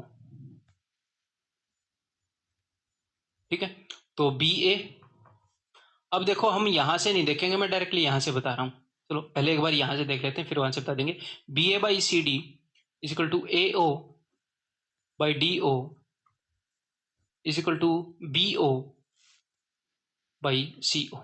देखो अब ध्यान से, अगर ऐसे क्रॉस बने तो आपको पता तो लगेगा, ये एंगल ए है तो ये ए है, ये बी है तो ये बी है, तो B O by C O ऐसे ऐसे है, इसके साथ ये नहीं है, ऐसे ऑल्टरनेट है, वो वाला एंगल यहाँ है, तो B O by C O is equal to A O by D O is equal to A B by D C. But A B by D C कर लो या A B by C D कर लो, बात एक ही रहेगी ना, वो तो सेम ही है, बस यहाँ पे हमने क्रिस क्रॉस चलना है। B O by C O is equal to D O is equal to B O by C O, उस ट्रायंगल की साइड अपॉन इस ट्रायंगल की साइड इज इक्वल टू उस ट्रायंगल की साइड अपॉन दिस ट्रायंगल की side is equal to इस triangle की side upon this triangle की साइड।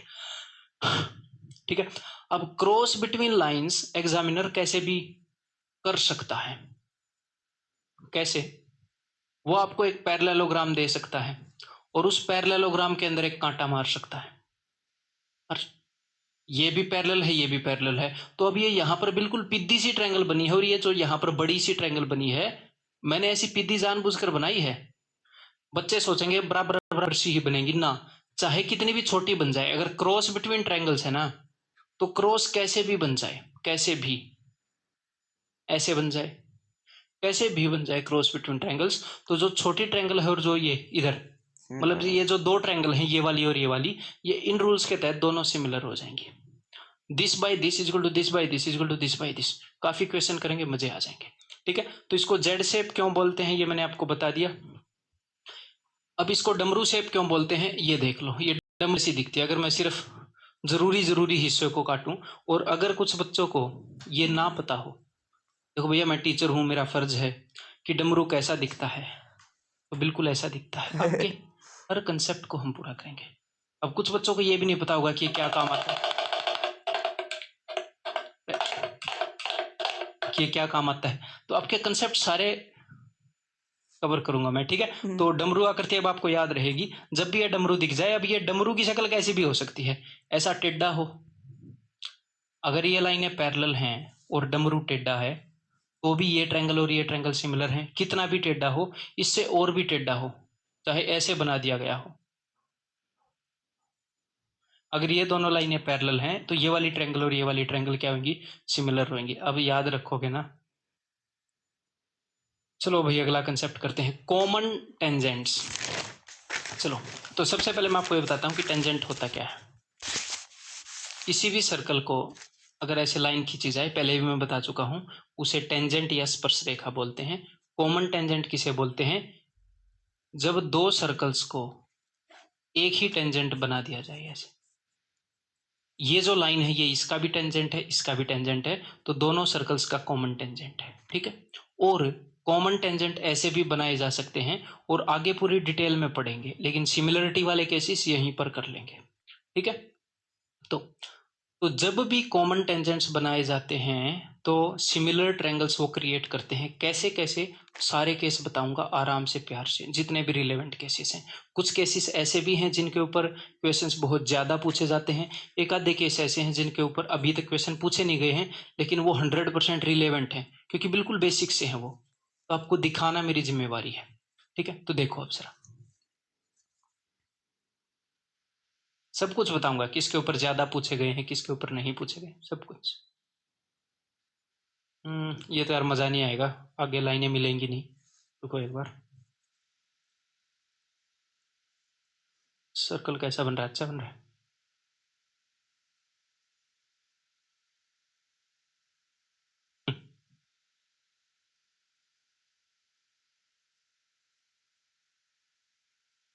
हम्म, मान लो ये मिल गया ऐसे। ठीक है, तो पी क्यू टेंजेंट है, P R P S P T, ये टेंजेंट्स है, ये यहाँ पर टच कर रहे हैं। ठीक है, तो यहाँ पर दो ट्रायंगल बन गई भाई, पी एस टी और पी क्यू आर, ये दो ट्रायंगल बन गई, पी एस टी और पी क्यू आर। ये दोनों ट्रायंगल सिमिलर हैं, ये छोटे वाली ट्रायंगल और ये पूरे बड़े वाली ट्रायंगल, ये दोनों ट्रायंगल सिमिलर हैं। जब भी कॉमन टेंजेंट्स बने दो सर्कल्स के ऊपर हैं, तो सिमिलर ट्रायंगल्स क्रिएट होती हैं। तो अब ये छोटे वाली ट्रायंगल और ये बड़े वाली ट्रायंगल सिमिलर क्यों हैं, ये आप प्रूव करोगे, अपनी डील हुई थी। हाँ, जो भी नॉलेज इनको प्रूव करने के लिए चाहिए वो मैं आपको पहले बता चुका हूँ, मैं बता देता हूँ भाई। चलो देखो, tangents drawn from a point are equal, ये चीज हमने प्रूव करवाई थी कॉन्ग्रुएंसी के अंदर। अगर एक पॉइंट से हम टेंजेंट्स स्पर्श रेखाएं ड्रॉ करते हैं तो उनकी लंबाइयां बराबर होती हैं। आप बोलोगे जी हाँ बिल्कुल प्रूव करवाई थी। तो PS और PT इनकी लंबाई बराबर है। मान लो अगर PS की लंबाई A है तो PT की लंबाई भी A होगी। आप बोलोगे जी हाँ बिल्कुल, ये तो मजे आ गए सर हैं। तो PS और PT छोटे सर्कल के टेंजेंट हैं और PQ की लंबाई अगर B है तो PR की लंबाई भी B होगी, बिकॉज ये बड़े सर्कल को टेंजेंट है। इस पॉइंट से बड़े सर्कल को जो टेंजेंट है वही बराबर होंगे। जी हाँ बिल्कुल बराबर होंगे। ठीक है, और एक और बात, ये जो एंगल है ये दोनों ट्रायंगल्स के अंदर कॉमन है। ये एंगल तो छोटी ट्रायंगल में भी है, बड़ी ट्रायंगल में भी है। तो देखो, छोटी वाली ट्रायंगल की एक साइड क्या है A और बड़ी वाली ट्रायंगल की उसके कोरस्पॉन्डिंग साइड क्या है B। छोटी वाली ट्रायंगल की एक साइड क्या है A और बड़ी वाली ट्रायंगल की उसके कोरस्पॉन्डिंग साइड क्या है B। तो आप बोलोगे सर दो ही साइड्स का रेशियो हुआ है, तीसरी साइड का रेशियो तो नहीं हुआ है। देखो, दो साइड का रेशियो हो गया और एक एंगल उनके बीच में including angle, side angle side, दोनों साइड का रेशियो और इंक्लूडिंग एंगल इक्वल। तो साइड एंगल साइड से दोनों ट्रायंगल सिमिलर हो गई। छोटी ट्रायंगल और बड़ी ट्रायंगल ये दोनों सिमिलर होगी। तो यहां पर अगर आप एग्जाम में निकालने बैठते कि ये ट्रायंगल सिमिलर हैं तो हो सकता है पता नहीं आपका कितना टाइम लग जाता है। तो मैंने पहले ही आपको सारी इंपॉर्टेंट सिचुएशंस यहाँ पर बता रहा हूँ। मैं बोला था ना 99.9999 सारी सिचुएशन आपको मैं एग्जाम में जाने से पहले दिखा दूंगा जो भी आपको पूछे जाएंगे। ठीक है, और इररिलेवेंट एक भी नहीं बताऊंगा। यही तो टीचर का काम है, ये कोई बड़ा काम नहीं है, यही तो काम है टीचर का दिन रात। ठीक है, क्लियर है, ये बात समझ में आ गई दोस्त। अब मैं इसी माध्यम से आपको एक और बात बताना चाहूंगा, ये बताना चाहूंगा बिकॉज यहाँ पर आइसोस्केलस ट्रायंगल थी। आपने अगर ध्यान दिया हो तो एक पॉइंट से टेंजेंट ड्रॉ करते हैं तो दोनों साइड बराबर होती हैं, तो ये एक आइसोस्केलस समद्विबाहु त्रिभुज बन गई। तो जब भी दो आइसोस्केलस ट्रायंगल हों,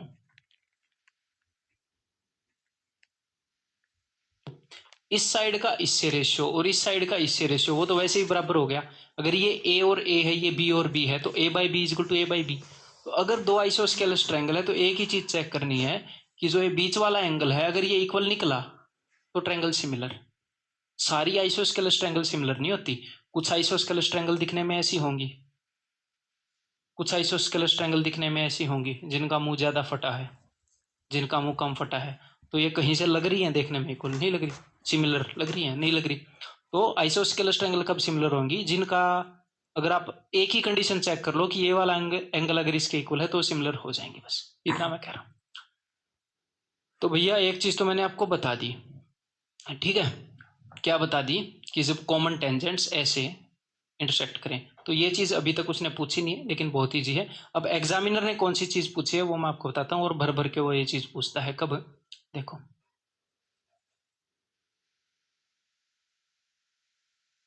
ये कॉमन टेंजेंट है, ये इस सर्कल का सेंटर है, इस सर्कल का सेंटर है, दोनों वृत्तों का केंद्र है। अगर मैं ऐसे मिलाऊं, पहले मैंने नीचे वाला टेंजेंट ड्रॉ किया था, अब मैं वो टेंजेंट वो स्पर्शरेखा नहीं ड्रॉ कर रहा। मैंने सिर्फ सेंटर्स को ज्वाइन करने वाली लाइन और एक टेंजेंट, कॉमन टेंजेंट ड्रॉ किया है। और एक चीज मैं आपको पहले ही बता चुका हूं कि जो टेंजेंट है अगर सेंटर से लाइन बनाओगे तो उसके 90 डिग्री होती है। आगे सर्कल में बहुत बार इसको यूज करेंगे। तो ये 90 डिग्री है, ये 90 डिग्री है। ठीक है, तो ABCDE, तो ट्रायंगल ABE और ACD दोनों सिमिलर हैं, क्यों आपने बताना है, बताओ। ये वाली ट्रायंगल और ये वाली ट्रायंगल दोनों सिमिलर है, बहुत इजी है, तो तबाही इजी है। देखो, इस ट्रायंगल के अंदर भी 90 डिग्री का एंगल है, इस ट्रायंगल के अंदर भी 90 डिग्री का एंगल है, और दोनों ट्रायंगल का एक एंगल कॉमन है।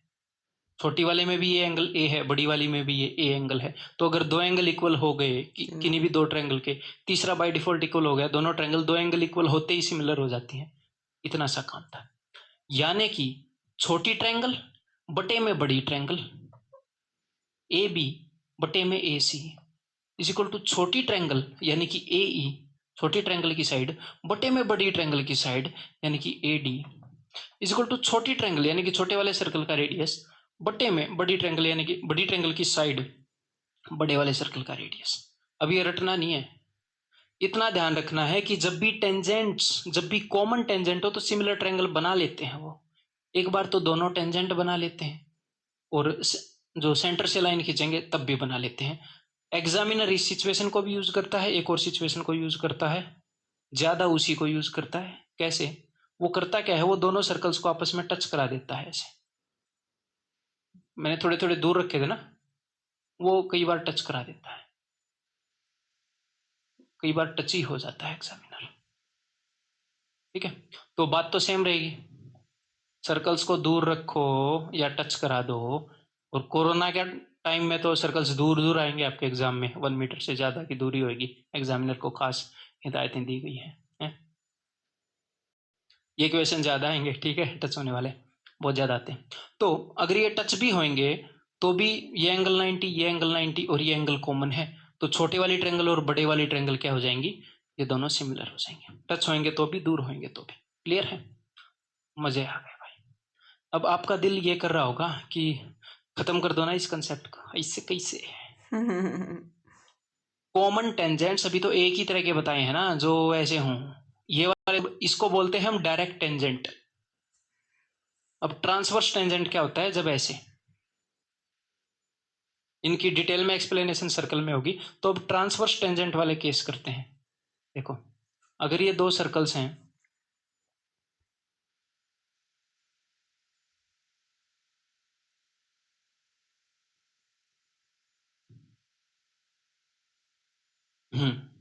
ठीक है, तो ये कौन से टेंजेंट है, ये ट्रांसवर्स कॉमन टेंजेंट है। ठीक है, उभयनिष्ठ तिर्यक रेखाएं हैं, तिरछे तिर्यक स्पर्श रेखाएं। तो भाई अब यहां पर जहां पर भी ये टच कर रहे हैं उनको मैं मिला रहा हूं। तो ये कोड है ए बी, तो ये ए बी और ये वाली जो ट्रायंगल है और ये वाली जो ट्रायंगल है, डमरू की फील आएगी नहीं, या एक बार और बजाऊं तब फील आएगी? नहीं बजाऊंगा फिर आप नाचने लगो बंदर की तरह, क्या भरोसा, मेरे ऊपर ब्लेम आएगा, ये टीचर नचा रहा है स्टूडेंट को। ठीक है, देखो, तो ये वाली ट्रायंगल और ये वाली ट्रायंगल सिमिलर हैं, तो प्रूव करना है आपने कि क्यों सिमिलर हैं, काहे सिमिलर हैं। जो पिछले वाला केस था, जब मैंने ऐसे बनाया था, ट्रिक कैसे होएंगी याद कर लो, वो मैंने कैसे किया था, उसका भी रिवीजन हो जाएगा अभी थोड़ी देर पहले, वही मेथड लगेगा। देखो, ये एक पॉइंट है, इस पॉइंट से मैंने इस सर्कल के ऊपर टेंजेंट ड्रॉ किया, तो tangent from same point are equal length, तो O B is equal to O A और O C is equal to O D. तो ये भी आइसोस्केलस ट्रायंगल है, ये भी आइसोस्केलस ट्रायंगल है। तो मैंने क्या बोला था, अगर दो आइसोस्केलस ट्रायंगल को आपने ये प्रूव करना है कि वो सिमिलर हैं, तो अगर बीच वाला एंगल भी अगर इक्वल प्रूव हो गया तो सिमिलर आप प्रूव मान सकते हो। ठीक है, तो ये दोनों एंगल जो है वर्टिकली ऑपोजिट एंगल है कि ये दोनों बराबर होंगे, तो दो आइसोस्केलस ट्रायंगल के वर्टिकल एंगल ये दोनों बराबर हैं, तो ये सिमिलर हो गई। तो ये वाली ट्रायंगल और ये वाली ट्रायंगल दोनों सिमिलर हो गई दोस्त। ओ मेरे दोस्त, ये दोनों सिमिलर हो गई। ठीक है, अब दूसरे तरीके से करते हैं। अब की बार मैंने दोनों टेंजेंट ड्रॉ कर दिए थे, जब डायरेक्ट टेंजेंट थे तो मैंने दोनों टेंजेंट ड्रॉ कर दिए, फिर एक टेंजेंट का लाइन जो सेंटर वाली लाइन से बनाया था, अब यहां पर मैंने दोनों टेंजेंट ड्रॉ कर दिए, अब सेंटर वाली लाइन से बनाऊंगा। ठीक है, कमाल हो रहा है यार। ब्लैक बोर्ड पर मैं जहां पर मार्कर यूज करते हैं वहां पर तुम्हारा भाई पिकासो है, ऐसे डायग्राम मैं बनाता हूँ गजब। सर्कल तो यहाँ पर भी ठीक ठाक ही बन रहे हैं, यहाँ पर लाइनें पता नहीं कैसी बन रही। देखो, तो अब की बार जो इनके सेंटर्स हैं उनको मैंने जोड़ दिया है, तो अब की बार ये जो ट्रायंगल्स बनती हैं, ये और ये सिमिलर हैं। ट्रायंगल ए बी ओ और ट्रायंगल सी डी ओ, ये सिमिलर हैं। क्यों सिमिलर हैं ये आप बताओगे, बताओ। देखो दोस्त, सेंटर से खींची गई लाइन परपेंडिकुलर होती है टेंजेंट के, सेंटर से खींची गई परपेंडिकुलर होती है, आप बोलोगे जी हाँ बिल्कुल, हाँ जी। और ये वाला जो एंगल है ये इसके इक्वल होगा, आप बोलोगे जी हाँ बिल्कुल इक्वल है बिकॉज वर्टिकली ऑपोजिट एंगल है, शीर्षाभिमुख कोण है। तो इस ट्रायंगल के दो एंगल और इस ट्रायंगल के दो एंगल इक्वल हो गए, जी हाँ बिल्कुल इक्वल हो गए, तो ट्रायंगल्स सिमिलर हो गई। तो ये ट्रायंगल भी सिमिलर है। ठीक है, लेकिन ये कैसे सिमिलर हुई है, देखो, O D C is similar to O, यानी कि आर्क वाला एंगल, फिर 90 वाला, फिर खाली, आर्क वाला 90 वाला खाली, ओ बी ए। ठीक है, यानी कि ओ A by O C, O A centre की तरफ मैं जा रहा हूं इस वाले एंगल से, O A by O C corresponding sides ले रहा हूं, is equal to O D by O B is equal to C D by A B. ये तो आप खुद यहां से देख लोगे, जस्ट मैं आपको फील करवा रहा था। तो भाई कॉमन टेंजेंट से मैंने 4 केस बनाकर आपको दिखा दिए। ठीक है, अभी एग्जामिनर यहां तक पहुंचा नहीं, आप थोड़े से आगे उससे। ठीक है, और इरेलीवेंट चीजें हम कर नहीं रहे, बार बार मैं बोल रहा हूं ताकि आपका कॉन्फिडेंस जायज बना रहे। अब आगे बढ़ते हैं। नेक्स्ट, जो कुछ सिमिलर ट्रायंगल्स क्रिएट की जा सकती हैं इंटरसेक्टिंग कोर्ड्स के द्वारा, यानी कि प्रतिच्छेदी जीवाओं के द्वारा। ठीक है, कोर्ड क्या होती है? किसी भी सर्कल के अंदर ये जो होती है इसको हम कोर्ड यानी कि जीवा बोलते हैं। सर्कल में ये आपको करवाऊंगा इसकी बाकी प्रॉपर्टीज। ठीक है, तो इंटरसेक्टिंग कोर्ड्स जो हैं वो भी सिमिलर ट्रायंगल्स बनाती हैं। कैसे बनाती हैं देखो जरा, एक सर्कल है, इसके अंदर ये एक कोर्ड है ए बी, और एक ऐसी कोर्ड है जो इसको इंटरसेक्ट कर रही है सी डी। ठीक है, तो ये जो कोर्ड्स हैं ये सिमिलर ट्रायंगल्स बनाती हैं। कौन कौन सी ट्रायंगल सिमिलर है? मान लो ये ओ है, तो आप मेरे को बताओगे, जरा बताओ कौन कौन सी ट्रायंगल सिमिलर बनाई इन्होंने। हाँ, मैं आपको एक छोटा सा रूल बता देता हूं कि किसी भी सर्कल के अंदर कोई भी कोर्ड मान लो ये कोर्ड ए भी है, ये एक तरफ जो भी एंगल बनाएगी यहाँ पर वो सारे एंगल इक्वल होंगे। ये इक्वल क्यों होते हैं ये हम सर्कल्स में करेंगे, यहाँ पर बस इसका यूज होगा। यानी कि ये वाला एंगल, ये वाला एंगल, ये वाला एंगल, सारे एंगल इक्वल होंगे। प्रूफ इसका सर्कल में करेंगे। तो बताओ कौन कौन सी ट्रायंगल सिमिलर होंगे। तो देखो दोस्त, अगर कोर्ड्स ऐसे इंटरसेक्ट हों तो आमने सामने वाली ट्रायंगल, यानी कि ट्रायंगल 1 और 2 सिमिलर हैं भाई।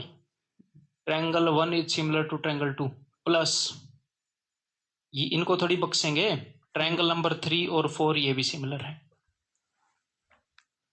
यानी कि किसी भी सर्कल के अंदर अगर कोर्ड्स इंटरसेक्ट करें तो ये और ये आमने सामने वाली ये दोनों ट्रायंगल सिमिलर हैं, ये और ये दोनों ट्रायंगल सिमिलर हैं। कैसे, वो आप देखिए जरा।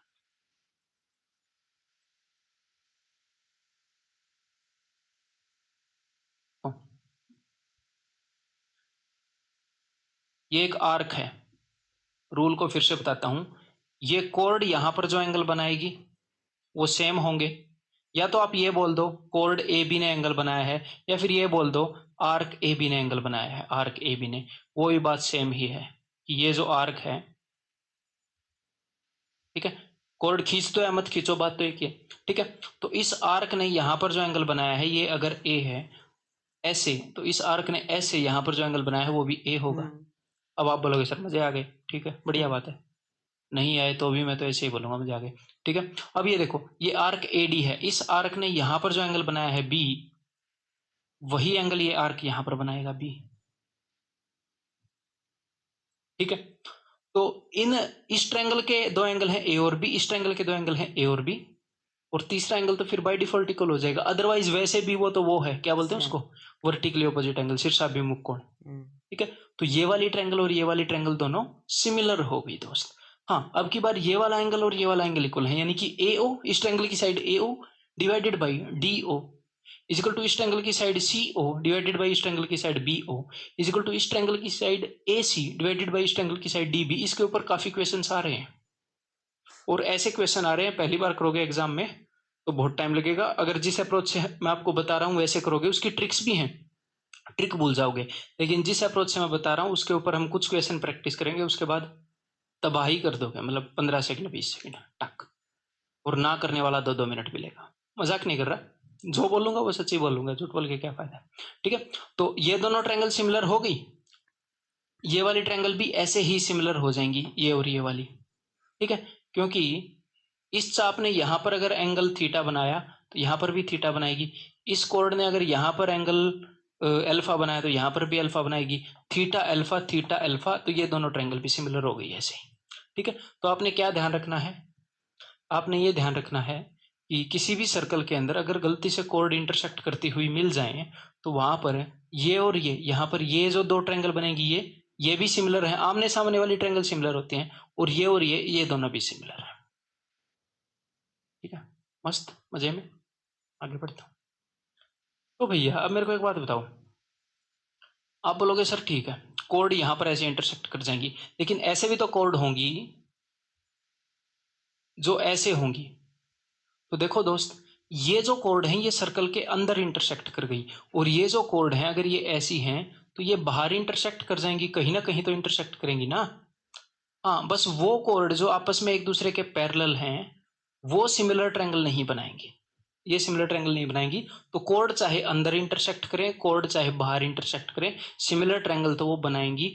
तो ये कॉर्ड कैसे सिमिलर ट्रायंगल बनाएंगे एक बार प्रूव करो। अगर कॉर्ड बाहर इंटरसेक्ट कर रही हो तो सिमिलर ट्रायंगल कैसे बनाएंगे?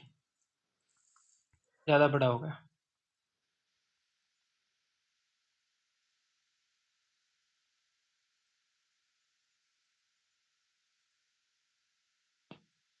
बी, सी, डी, ई, कॉर्ड बाहर इंटरसेक्ट कर रही है, बताओ कैसे बनाएंगे? इसको प्रूव करने के लिए अब मैं आपको बता देता हूं कि भाई कौन कौन सी ट्रायंगल सिमिलर होंगी। ये जो छोटी वाली ट्रायंगल है ये जो बी सी डी बनी है ये, और जो बड़े वाली ट्रायंगल है वो दोनों सिमिलर हैं। और इस केस को भी वो काफ़ी यूज़ करता है, इसके पीछे वाले केस को भी आजकल काफ़ी यूज़ कर रहा है। ठीक है, तो ये सिमिलर आप कैसे प्रूव करोगे उसके लिए मैं आपको बता देता हूँ कंसेप्ट।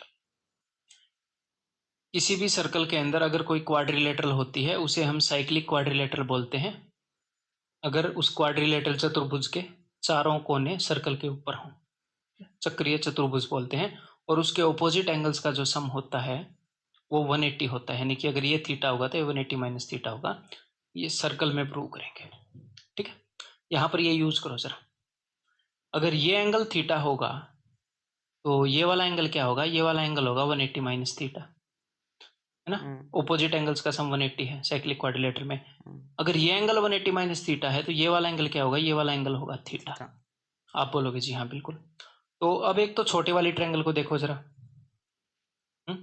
छोटे वाले ट्रायंगल को देखो, इसको, इसके अंदर एक एंगल थीटा है, बड़े वाली जो ट्रायंगल है उसके अंदर भी एक एंगल थीटा है, और इन दोनों ट्रायंगल्स के अंदर एक एंगल कॉमन है। कॉमन है, बड़े वाले के अंदर भी है, छोटे वाले के अंदर भी है। तो यानी कि छोटे वाले के अंदर दो एंगल हैं, थीटा और एक ये, और बड़ी वाले के अंदर भी दो एंगल ऐसे ही है, थीटा और एक ये। तो दो एंगल अगर इक्वल हो गए तो ट्रायंगल सिमिलर हो गई। यानी कि कौन कौन सी ट्रायंगल सिमिलर होगी भाई, जल्दी बता। सी, दो डंडी वाला एंगल, और थीटा और खाली, C D B is similar to, दो डंडी थीटा खाली लिया ना, दो डंडी बड़ी ट्रायंगल के अंदर, दो डंडी थीटा खाली, is similar to C A E. ठीक है, क्लियर है। देखो नॉर्मली क्या होता है, अब ध्यान से सुन लो, अब ध्यान से सुन लो, काम की बात हो रही है। नॉर्मली जो केस सबसे पहले मैंने आपको बताया था, ये लाइन इसके पैरेलल है, ये दिख रहा है ना। हाँ, तो अगर ये एंगल ए है तो ये एंगल ए होता है, ये एंगल अगर बी है तो ये एंगल बी होता है। लेकिन इस केस में अगर आप देखोगे ध्यान से, इस एंगल के इक्वल ये वाला नहीं है, इस एंगल के इक्वल ये वाला है। तो ये वाला केस कैसे बनेगा? ये वाला केस ऐसे बनेगा, ऐसे कि अगर ये ए है तो ये ए है, ये बी है तो ये बी है। और एक और बात बता दूं, अगर ये ए है तो ये 180 माइनस ए बनेगा। ज्यादा छोटा तो नहीं हो गया? अंदाजे से समझ लो। अगर ये थीटा है तो, अगर ये दिख नहीं रहा तो जहां पर मैं लिख रहा हूं उस हिसाब से समझ लो। ये थीटा है, ये 180 माइनस थीटा है। ठीक है, ये थीटा है, अगर ए है, ये बी है तो ये ए बी है। तो यहां पर क्या होता है, यहां पर ऐसा होता है कि A B by A D, A B by A D is equal to A C by A E is equal to B C by D E. लेकिन यहां पर क्या होता है, बिकॉज ये एंगल इसके बराबर है, A B C D E, A B by A E is equal to A D by A C is equal to B D by C E. एक बार फिर ऐसे ही करके दिखाता हूं।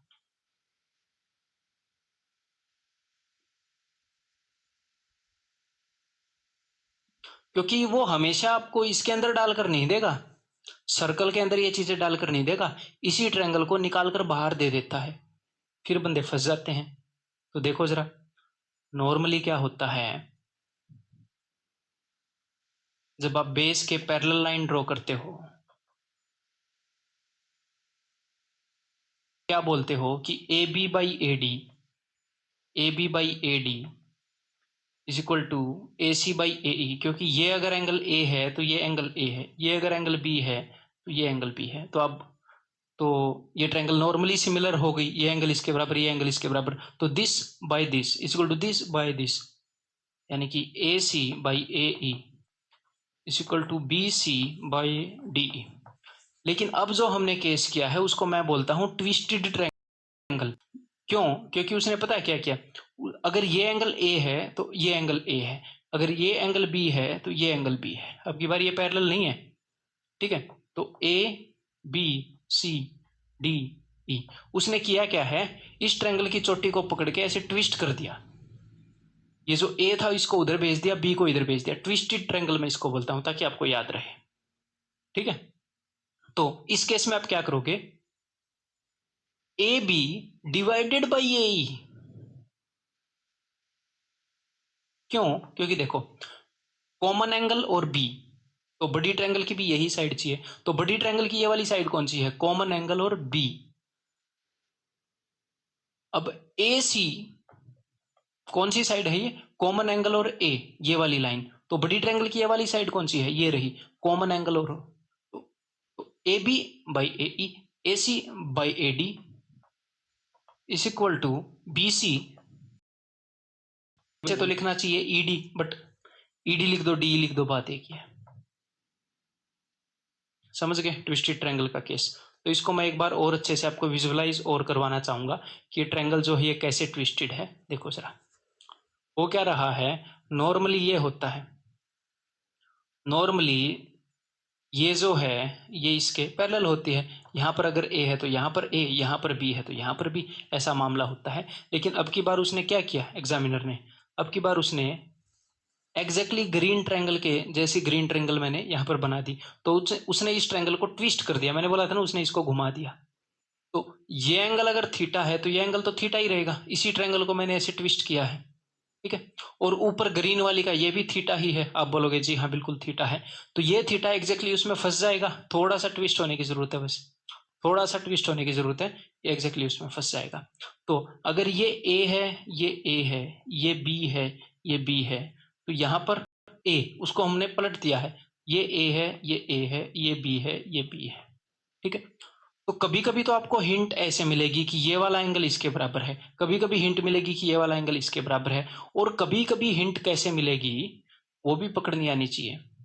कभी कभी ये एंगल उसके इक्वल नहीं मिलेगा, कभी कभी एग्जामिनर क्या करेगा, अगर ये एंगल ए है तो ये वाला एंगल 180 माइनस ए है, तो कभी कभी ऊपर वाले एंगल को ए नहीं बताएगा, कभी कभी आपको ऐसी ट्रायंगल देगा कि इसका और इसका जो सम है वो 180 बन रहा होगा, ए और 180 माइनस ए। तो आपको समझ जाना होगा कि ट्विस्टेड ट्रायंगल का केस है, और हम प्रैक्टिस करने की जरूरत नहीं है, अपने रहते ऐसे डरने की जरूरत नहीं। अब आगे बढ़ते हैं भाई, तो कुछ और मिसलेनियस केसेस करते हैं। मैं एक बार पानी पी लूं। यहाँ पर मैं आपको एक बात बता देता हूं कि तीन जो लाइनें हैं वो एक दूसरे के पैरेलल हैं, ए बी ई एफ और सी डी। तो मेरे को आपने ये बताना है कि कौन कौन सी ट्रायंगल्स यहाँ पर सिमिलर हैं।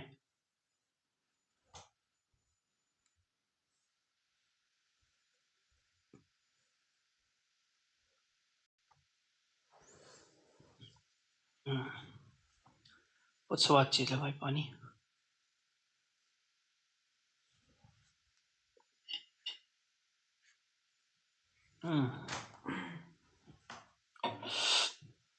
वीडियो थोड़ी लंबी होगी बट कोई नहीं। तो देखो भाई, ये फिगर क्रिएट कैसे की गई है वो मैं आपको बता देता हूँ। सबसे पहले दो पैरेलल लाइनें ड्रॉ की गई,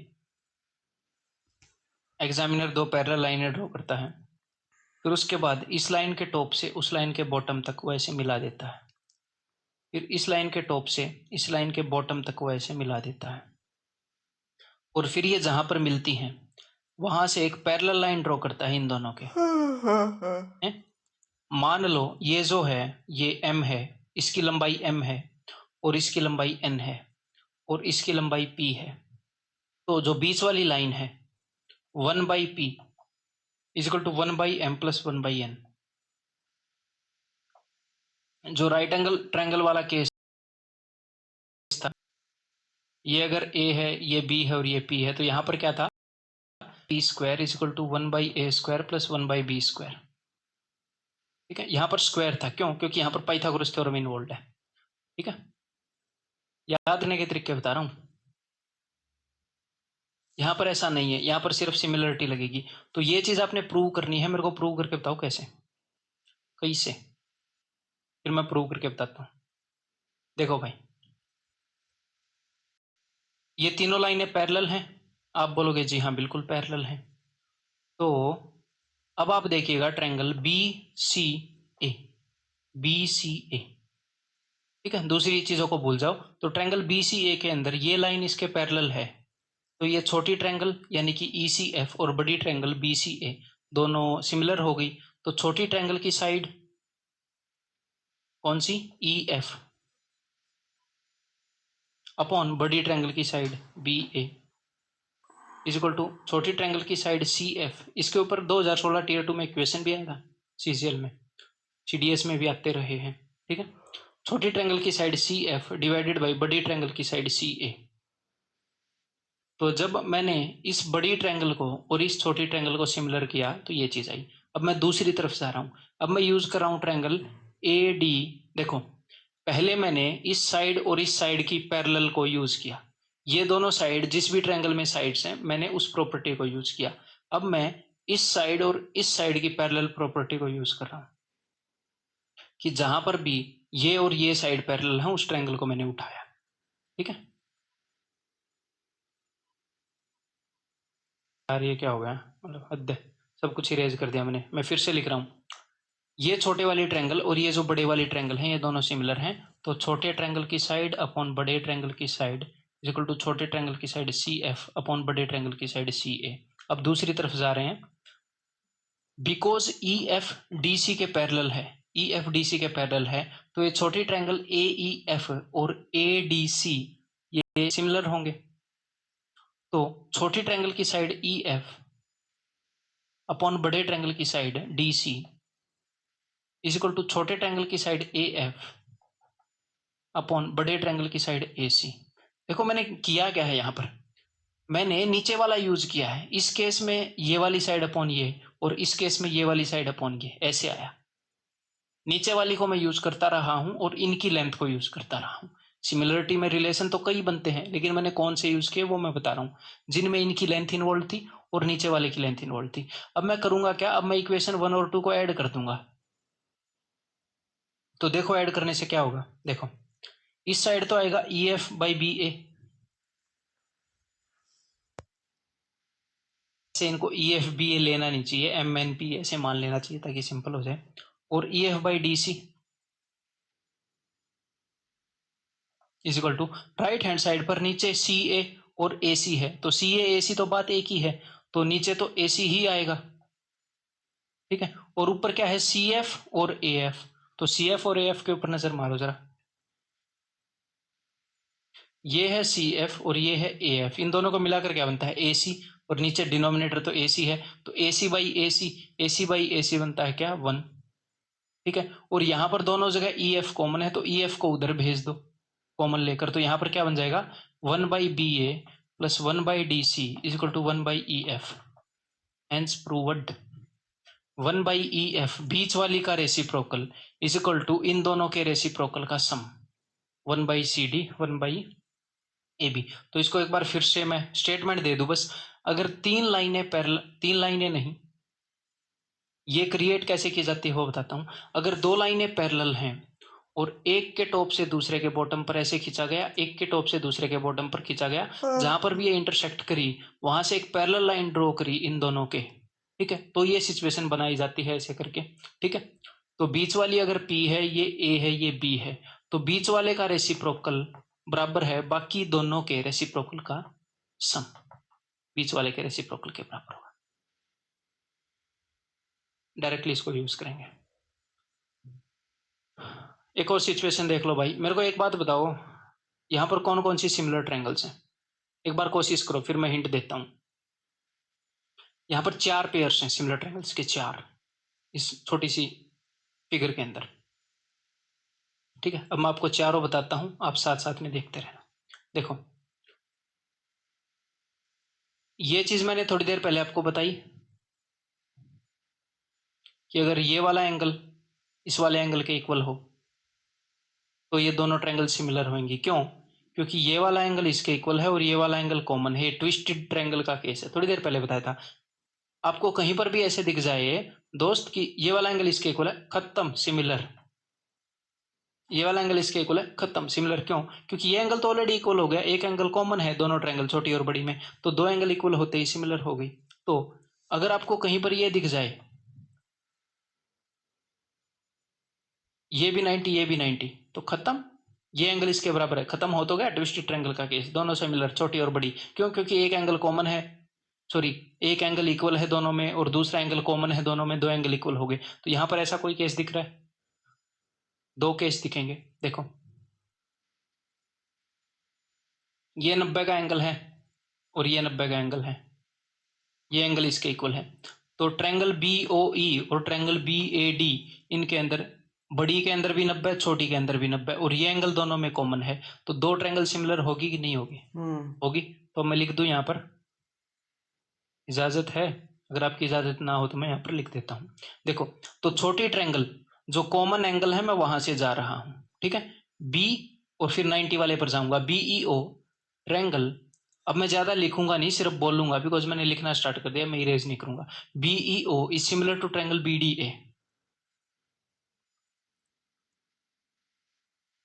एक सिमिलर केस यहां पर बन रहा है, देखो CEA इस ट्रायंगल में 90 है और CDO इस ट्रायंगल में भी 90 है, ये एंगल इसके इक्वल है। तो इस छोटी ट्रायंगल में एक एंगल 90, बड़ी ट्रायंगल में एक एंगल 90 और ये एंगल तो कॉमन है ही, तो ये भी सिमिलर हो गए। यानी कि triangle CDO similar to triangle CDO CEA, common 90 खाली, कॉमन 90 खाली। अब आप बोलोगे सर जी सर बढ़िया। अब एक और देखो, इस ट्रायंगल को देखो BOE और COD, इन दोनों ट्रायंगल्स को, वो कौन कॉमन? यहां पर एक 90 यहां पर एक 90 और ये वाला एंगल वर्टिकली ऑपोजिट एंगल है। इस ट्रायंगल में एक 90 और एक ये, एक 90 और एक ये, तो दो एंगल इक्वल हो गए। इस ट्रायंगल के दो एंगल इस ट्रायंगल के दो एंगल इक्वल हो गए, तो ये सिमिलर हो गई, तीसरा एंगल बाय डिफॉल्ट इक्वल हो गया। तो वर्टिकली ऑपोजिट 90 खाली, यानी कि triangle OEB is similar to triangle ODC। अब एक और ट्रायंगल निकालो, चौथी ट्रायंगल हो रहा है इनके बीच में। देखो लेक्चर में लंबे ले रहा हूं बट आपको इनका फायदा होगा। अगर मैं कम करूंगा आपकी मेहनत उतनी बढ़ जाएगी, और बिलीव मी मेरे साथ 1 घंटे में आप जितना काम कर सकते हो खुद को पता नहीं, आपको मतलब बहुत हफ्ते लग जाएंगे। मेरा इतने साल का एक्सपीरियंस है ना उस बेस पर, मैं ये नहीं बोला मैं सुपर वुमैन हूँ, मेरा इतने साल का एक्सपीरियंस है, वो एडअप हो जाता है ना मेहनत करने में। मेरी 1 घंटे की मेहनत आपके 1 घंटे से काफी ज्यादा है इस फील्ड में, हो सकता है क्रिकेट में आपकी ज्यादा हो, सिंपल। आपने जिस चीज पर ज्यादा लगाया, गाना गाने में आपकी ज्यादा हो, तबला बजाने में आपकी ज्यादा हो। अब देखो तो इस ट्रायंगल को देखो, इसको और इसको, ठीक है, ये ट्रायंगल और ये ट्रायंगल ये दोनों भी सिमिलर हैं। क्यों? क्योंकि दोनों ट्रायंगल के अंदर 90 डिग्री है और दोनों ट्रायंगल के अंदर एक कॉमन है, ठीक है, इसमें भी 90 इसमें भी 90 और दोनों के अंदर ये एंगल कॉमन है, ठीक है। तो ट्रायंगल, अब मैं ऐसे कर रहा हूं, कॉमन 90 खाली, triangle AEC is similar to triangle, अब दूसरी ट्रायंगल के अंदर मैं कर रहा हूं कॉमन 90 खाली ADB। 4 केस दिख गए आपको सिमिलर ट्रायंगल के। अब एक छोटा सा काम और करते हैं दोस्त, इसके बाद एक और छोटा सा कंसेप्ट, देन सारे कंसेप्ट हो जाएंगे। ये जस्ट एक मिसलेनियस सा कंसेप्ट है, ठीक है, ये जस्ट एक बार ये सुन लो। इंटरसेप्ट्स इन इक्वल रेशियो, समान अनुपात में प्रतिच्छेद, इसका मतलब क्या है बता देता हूं मैं। अगर यहां पर आपके सामने पैरेलल लाइंस ड्रॉ कर रखी हैं, चाहे 4 ड्रॉ कर रखी हो, चाहे 5 ड्रॉ कर रखी हो, चाहे 3 या 10, फर्क नहीं पड़ता। अगर आपके सामने कुछ पैरेलल लाइन ड्रॉ कर रखी हैं और हमने उससे इंटरसेक्ट, हमने एक लाइन खींच दी मान लो, ठीक है, ये मैंने बिल्कुल परपेंडिकुलर लाइन खींच रखी है वैसे जानबूझ के, ठीक है, चारों पैरेलल है तो चारों के परपेंडिकुलर हो जाएगी, तो इनके बीच का डिस्टेंस हमें पता लग जाएगा। मान लो इनके बीच का जो डिस्टेंस है उसका रेशियो है 2:1:3, मान लो बस। हमने मान लिया कि 2:1:3 है, ये 2 मीटर है, ये 1 मीटर है, 3 मीटर का गैप है इन पैरेलल लाइन के बीच में, ठीक है। तो अब आप कोई भी लाइन खींचोगे ना, अब कोई भी लाइन खींच लो, उसके जो इंटरसेप्ट मतलब कि ये जो टुकड़े हैं वो उनकी लंबाई उसी रेशियो में होएगी, चाहे आप उसको कितना भी टेढ़ा खींच लो। मैं ये कहना चाह रहा हूं, आप बिल्कुल सीधा खींचोगे तो भी ये टुकड़े 2:1:3 रेशियो में कटेंगे, अगर टेढ़ा खींचोगे तो भी 2:1:3, कितना भी टेढ़ा खींच लो, इनकी लंबाई का जो रेशियो होगा, मतलब कि अगर यहां पर 2:1:3 है तो हर जगह 2:1:3 होगा, ये नहीं है कि भाई हमेशा ही 2:1:3 होगा, मतलब समझ रहे हो, यहां पर जो रेशियो होगा वही हर जगह होगा। यानी कि मैं कहना क्या चाह रहा हूं कि अगर ये line A B C D है, ये पी क्यू आर एस है, तो A B ratio B C ratio C D ये बराबर होगा, A B ratio B C ratio C D बराबर होगा P Q ratio Q R ratio R S. एक लाइन के टुकड़े होंगे उसी रेशियो में, हर एक लाइन के टुकड़े होंगे, चाहे आप उसको कैसे भी खींच लो, ठीक है। इसको अब आप बोलोगे सर प्रूव कैसे कर सकते हैं, मैं इसको प्रूव करके दिखाना नहीं चाहता, बट कैसे कर सकते हैं वो मैं आपको बता देता हूं। आप भी दो लाइन का, अगर आप इन दोनों का रेशियो इक्वल प्रूव करना चाह रहे हैं तो एक लाइन ऐसे ड्रॉ कर लो, तो हो क्या जाएगा, ये एक ट्रायंगल बन गई। आप बोलोगे जी हाँ ट्रायंगल तो बन गई, अगर ये ट्रायंगल बन गई तो ये देखो, ये पैरेलल लाइन हो गई, बेस के पैरेलल हो गई, तो इसका, और हमने ट्रायंगल में क्या किया था कि this by this is equal to this by this, ऐसे किया था, तो उस चीज को यूज करके आप सारे प्रूव कर सकते हो, this by this is equal to this by this is equal to this by this is equal to this by this is equal to this by this, ऐसे करके आप प्रूव कर सकते हो। मैंने प्रूव ही कर दिया एक हिसाब से, ठीक है। तो आपने याद क्या रखना है, ये आगे कई बार यूज होगा इसलिए मैं बता रहा हूं, ठीक है। क्या आपने याद रखना है कि अगर कुछ लाइनें पैरेलल हैं तो किसी भी एंगल पर लाइनें खींच दें, जो टुकड़े बनेंगे उनकी लंबाई का रेशियो हर केस में दिस ये जिस रेशियो में होंगे उसी रेशियो में सारों की लंबाई होगी। सिंपल है, दैट्स ऑल, इतना याद रखो, इनफ है।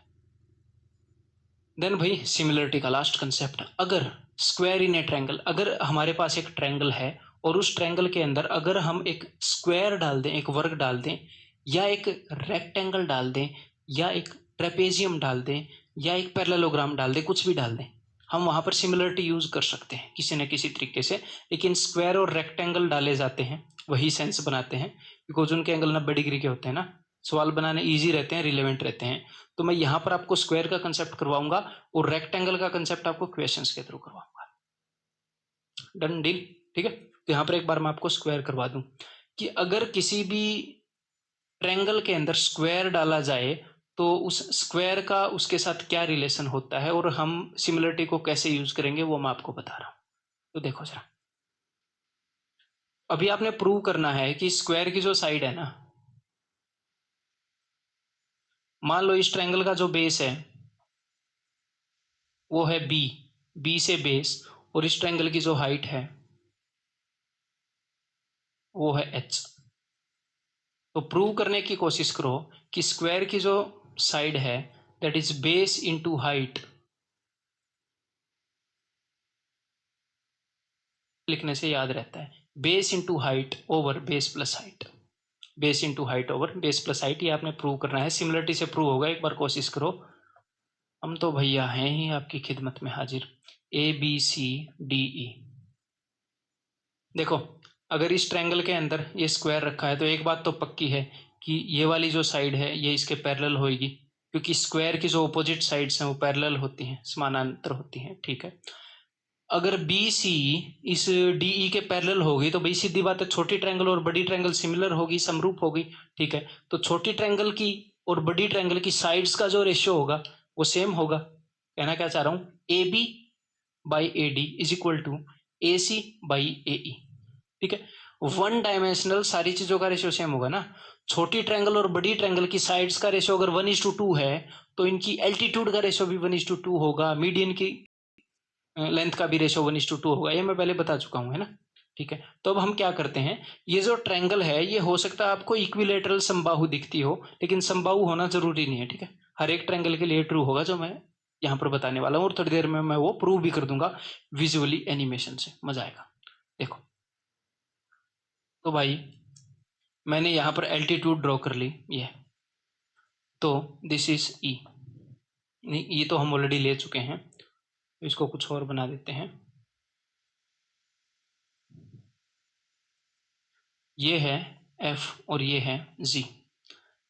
अगर ये लाइन इसके परपेंडिकुलर है तो इसके भी परपेंडिकुलर होएगी। क्यों होएगी? बिकॉज ये और ये दोनों पैरेलल हैं, दोनों के परपेंडिकुलर होएगी। अब देखो मैं ऊपर छोटी ट्रायंगल के बारे में लिखूंगा और नीचे बड़ी ट्रायंगल के बारे में लिखूंगा, ठीक है। छोटी ट्रायंगल की साइड बटे बड़ी ट्रायंगल की साइड इज इक्वल टू छोटी ट्रायंगल की साइड बटे बड़ी ट्रायंगल की साइड, ठीक है। तो छोटी ट्रायंगल की साइड, इस स्क्वायर की साइड को मैंने मान लिया है एस, तो छोटी ट्रायंगल एबीसी की साइड क्या है? बीसी। मैंने स्क्वायर की साइड को मान लिया है एस, ठीक है। बीसी को मैंने एस मान लिया है, तो छोटी ट्रायंगल की साइड एस डिवाइडेड बाई बड़ी ट्रायंगल की साइड डीई। ट्रायंगल की साइड डीई वो मैंने क्या मान लिया है? ट्रायंगल का base B is equal to, अब मैं छोटी ट्रायंगल की साइड नहीं लिखूंगा, अब मैं छोटी ट्रायंगल की हाइट लिखूंगा, ठीक है। तो बड़ी ट्रायंगल की हाइट है एच, यहां से यहां तक है एस, ये आपको दिख रहा है इस रंग के ऊपर, ये रंग हाँ दिख ही रहा है। तो यहां से यहां तक क्या हो जाएगा? एच माइनस एस, ठीक है। तो छोटी ट्रायंगल की हाइट है एच माइनस एस और बड़ी ट्रायंगल की हाइट हो जाएगी एच। ये चीज मैंने आपको पहले समझाई थी कि इनकी साइड्स का जो रेशियो है वही रेशियो इनकी हाइट्स का होएगा, वही रेशियो इनकी मीडियन का होएगा, वही रेशियो इनके अंदर अगर सर्कल बनाओगे उनके रेडियस का होएगा, उनके पेरीमीटर का होएगा, ठीक है। अब ये इससे प्रूव होगा इसलिए हम ये यूज कर रहे हैं, ठीक है। प्रूव तो दूसरे तरीकों से भी हो जाएगा लेकिन इससे ईजी पड़ेगा ये, ठीक है। तो अब इनको क्रॉस मल्टीप्लाई करो भैया, S H is equal to H B minus S B, और हमने एस निकालना है तो एस को इधर ले आओ और इधर एस को मैं कॉमन ले लूंगा, एस बी इधर आएगा तो उससे बी बचेगा, यहां से एच बचेगा और यहाँ पर एच बी या फिर बी एच कैसे भी लिख लो। तो S is equal to B into H upon B plus H, ये प्रूव हो गया। ये मैं क्यों बता रहा हूं? क्योंकि इससे डायरेक्टली आप क्वेश्चंस को कर पाओगे, ठीक है। इसके ऊपर फ्रीक्वेंटली क्वेश्चंस आ रहे हैं, ठीक है। अदरवाइज इसको एग्जाम में ऐसे प्रूव करना पड़ेगा।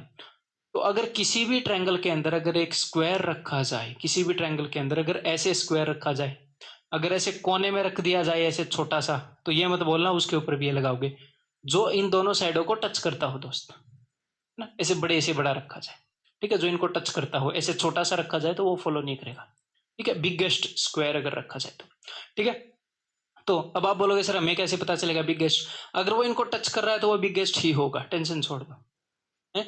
अगर वो ऊपर इन दोनों साइडों को टच कर रहा है वो बिगेस्ट ही होगा। आप ये सिस्टम जो है ये लगा सकते हो उसके ऊपर, ठीक है। तो स्क्वायर की साइड क्या होगी? ट्रायंगल की base into height upon base plus height, ठीक है। ट्रायंगल का कौन सा बेस? वो वाला बेस जिसके ऊपर स्क्वायर रखा है और उस बेस के ऊपर जो हाइट है वो। ये नहीं है कि बेस ये उठा लिया हाइट ये उठा ली, नहीं, जिस बेस के ऊपर स्क्वायर रखा है वो वाला बेस और उसके ऊपर जो हाइट है वो। तो स्क्वायर की साइड क्या होगी? Base into height over base plus height, B H over B plus H, ठीक है। तो चलो भाई अब हम आगे बढ़ते हैं। अब ये देखो, अब कुछ स्टूडेंट ये बोलते हैं कि सर जो आपने फिगर बनाई थी वो इक्विलेटरल ट्रायंगल जैसी थी, तो क्या ये इक्विलेटरल ट्रायंगल के लिए ही लागू होगा? तो मैं आपकी आंखों की शांति के लिए, आपके मन की शांति के लिए, देखो ये इक्विलेटरल ट्रायंगल जैसी दिख रही है, तो इसका जो बेस है ना, मैंने कंप्यूटर से एग्जैक्टली उतने ही बेस की ट्रायंगल बना रखी है, एग्जैक्टली उतने ही बेस की, आप माप कर देख लेना, और एग्जैक्टली आपको दिख भी रहा होगा एग्जैक्टली उतनी ही हाइट की ट्रायंगल बना रखी है। इसकी हाइट छोटी लग रही है क्या? मतलब मैंने अपनी तरफ से उतनी ही बना रखी है, ठीक है, बराबर ही है सारी। लग रहा होगा तो वैसे आपको का बैम होगा, ठीक है, जब कंप्यूटर ठीक बोल रहा है। तो इन सारे ट्रायंगल्स का बेस सेम है, हाइट सेम, और हमने सबके अंदर लार्जेस्ट स्क्वायर बनाया है, तो ये देखो कि वो सारे बराबर हैं कि नहीं। एग्जैक्टली इसी स्क्वायर को मैं वहां पर अगर लेकर जाऊं तो एग्जैक्टली फिट बैठा। तो ट्रायंगल के इस एंगल के ऊपर ये डिपेंड बिल्कुल भी नहीं करता है, ठीक है। ट्रायंगल के बेस और उसके हाइट पर डिपेंड करता है। ट्रायंगल चाहे कितनी भी टेढ़ी हो सीधी हो, चाहे वो राइट एंगल ट्रायंगल ही क्यों ना बन जाए, ठीक है। हाँ, अगर वो राइट एंगल ट्रायंगल से भी बढ़ जाएगी तो ये देखने में थोड़ा भद्दा लगेगा ऐसा। अगर वो राइट एंगल ट्रायंगल से भी बड़ा एंगल हो जाएगा तो यहां पर ये चीज लागू नहीं होगी। मैंने क्या बोला था? स्क्वायर क्या होना चाहिए? स्क्वायर इन दोनों साइड को टच करता हुआ होना चाहिए ऐसे, ठीक है। ये यहाँ पर टच नहीं कर रहा तो यहाँ पर लागू नहीं होगा ऐसे केस में, और ऐसे वो क्वेश्चन भी नहीं पूछता। हाँ, अब अगर वो ओब्ट्यूस एंगल ट्रायंगल ये है, अगर वो ओब्ट्यूस एंगल ट्रायंगल में क्वेश्चन पूछना चाह रहा है तो वो कैसे पूछता है मैं आपको बताता हूं। वो इसी ट्रायंगल को पलट कर स्क्वायर को यहां पर रखता है, मतलब हमेशा टच करके वो रखवाता है। और ये भी उस फॉर्मूले को फॉलो करेगा। यहां पर भी स्क्वायर की जो साइड है that is base into height over base plus height. समझ गए भाई? क्लियर है? अब मैं आगे बढ़ रहा हूं। हाँ, अब राइट एंगल ट्रायंगल के अंदर दो तरीके से स्क्वायर रखा जा सकता है, एक तो ऐसे रखा जा सकता है, एक ऐसे रखा जा सकता है। राइट एंगल ट्रायंगल के अंदर एक तो आप ऐसे स्क्वायर को रख सकते हो, और दूसरा आप कैसे रख पाओगे? आप ऐसे रख पाओगे। वैसे तो एक्यूट एंगल ट्रायंगल के अंदर तीन तरीके से रखा जा सकता है, लेकिन सबके अंदर सेम फॉर्मूला लागू होगा। यहां पर भी वही फॉर्मूला लागू होगा। यहां पर बेस ये है, और तो इस स्क्वायर की साइड क्या हो जाएगी? Base into height over base plus height. यहां पर बेस ये है और हाइट ये है। अगर इस फिगर को मैं थोड़ा सा रोटेट करके एग्जैक्टली सेम फिगर को बताऊं तो देखो ये बेस है जिस बेस पर वो रखा गया है, और हाइट ये है। ठीक है, अगर इस स्क्वायर की साइड निकालनी है, वो जिस भी बेस पर रखा हो वो बेस और उसके कोरस्पॉन्डिंग हाइट, ऐसे आपने काम करना है। ठीक है दोस्त?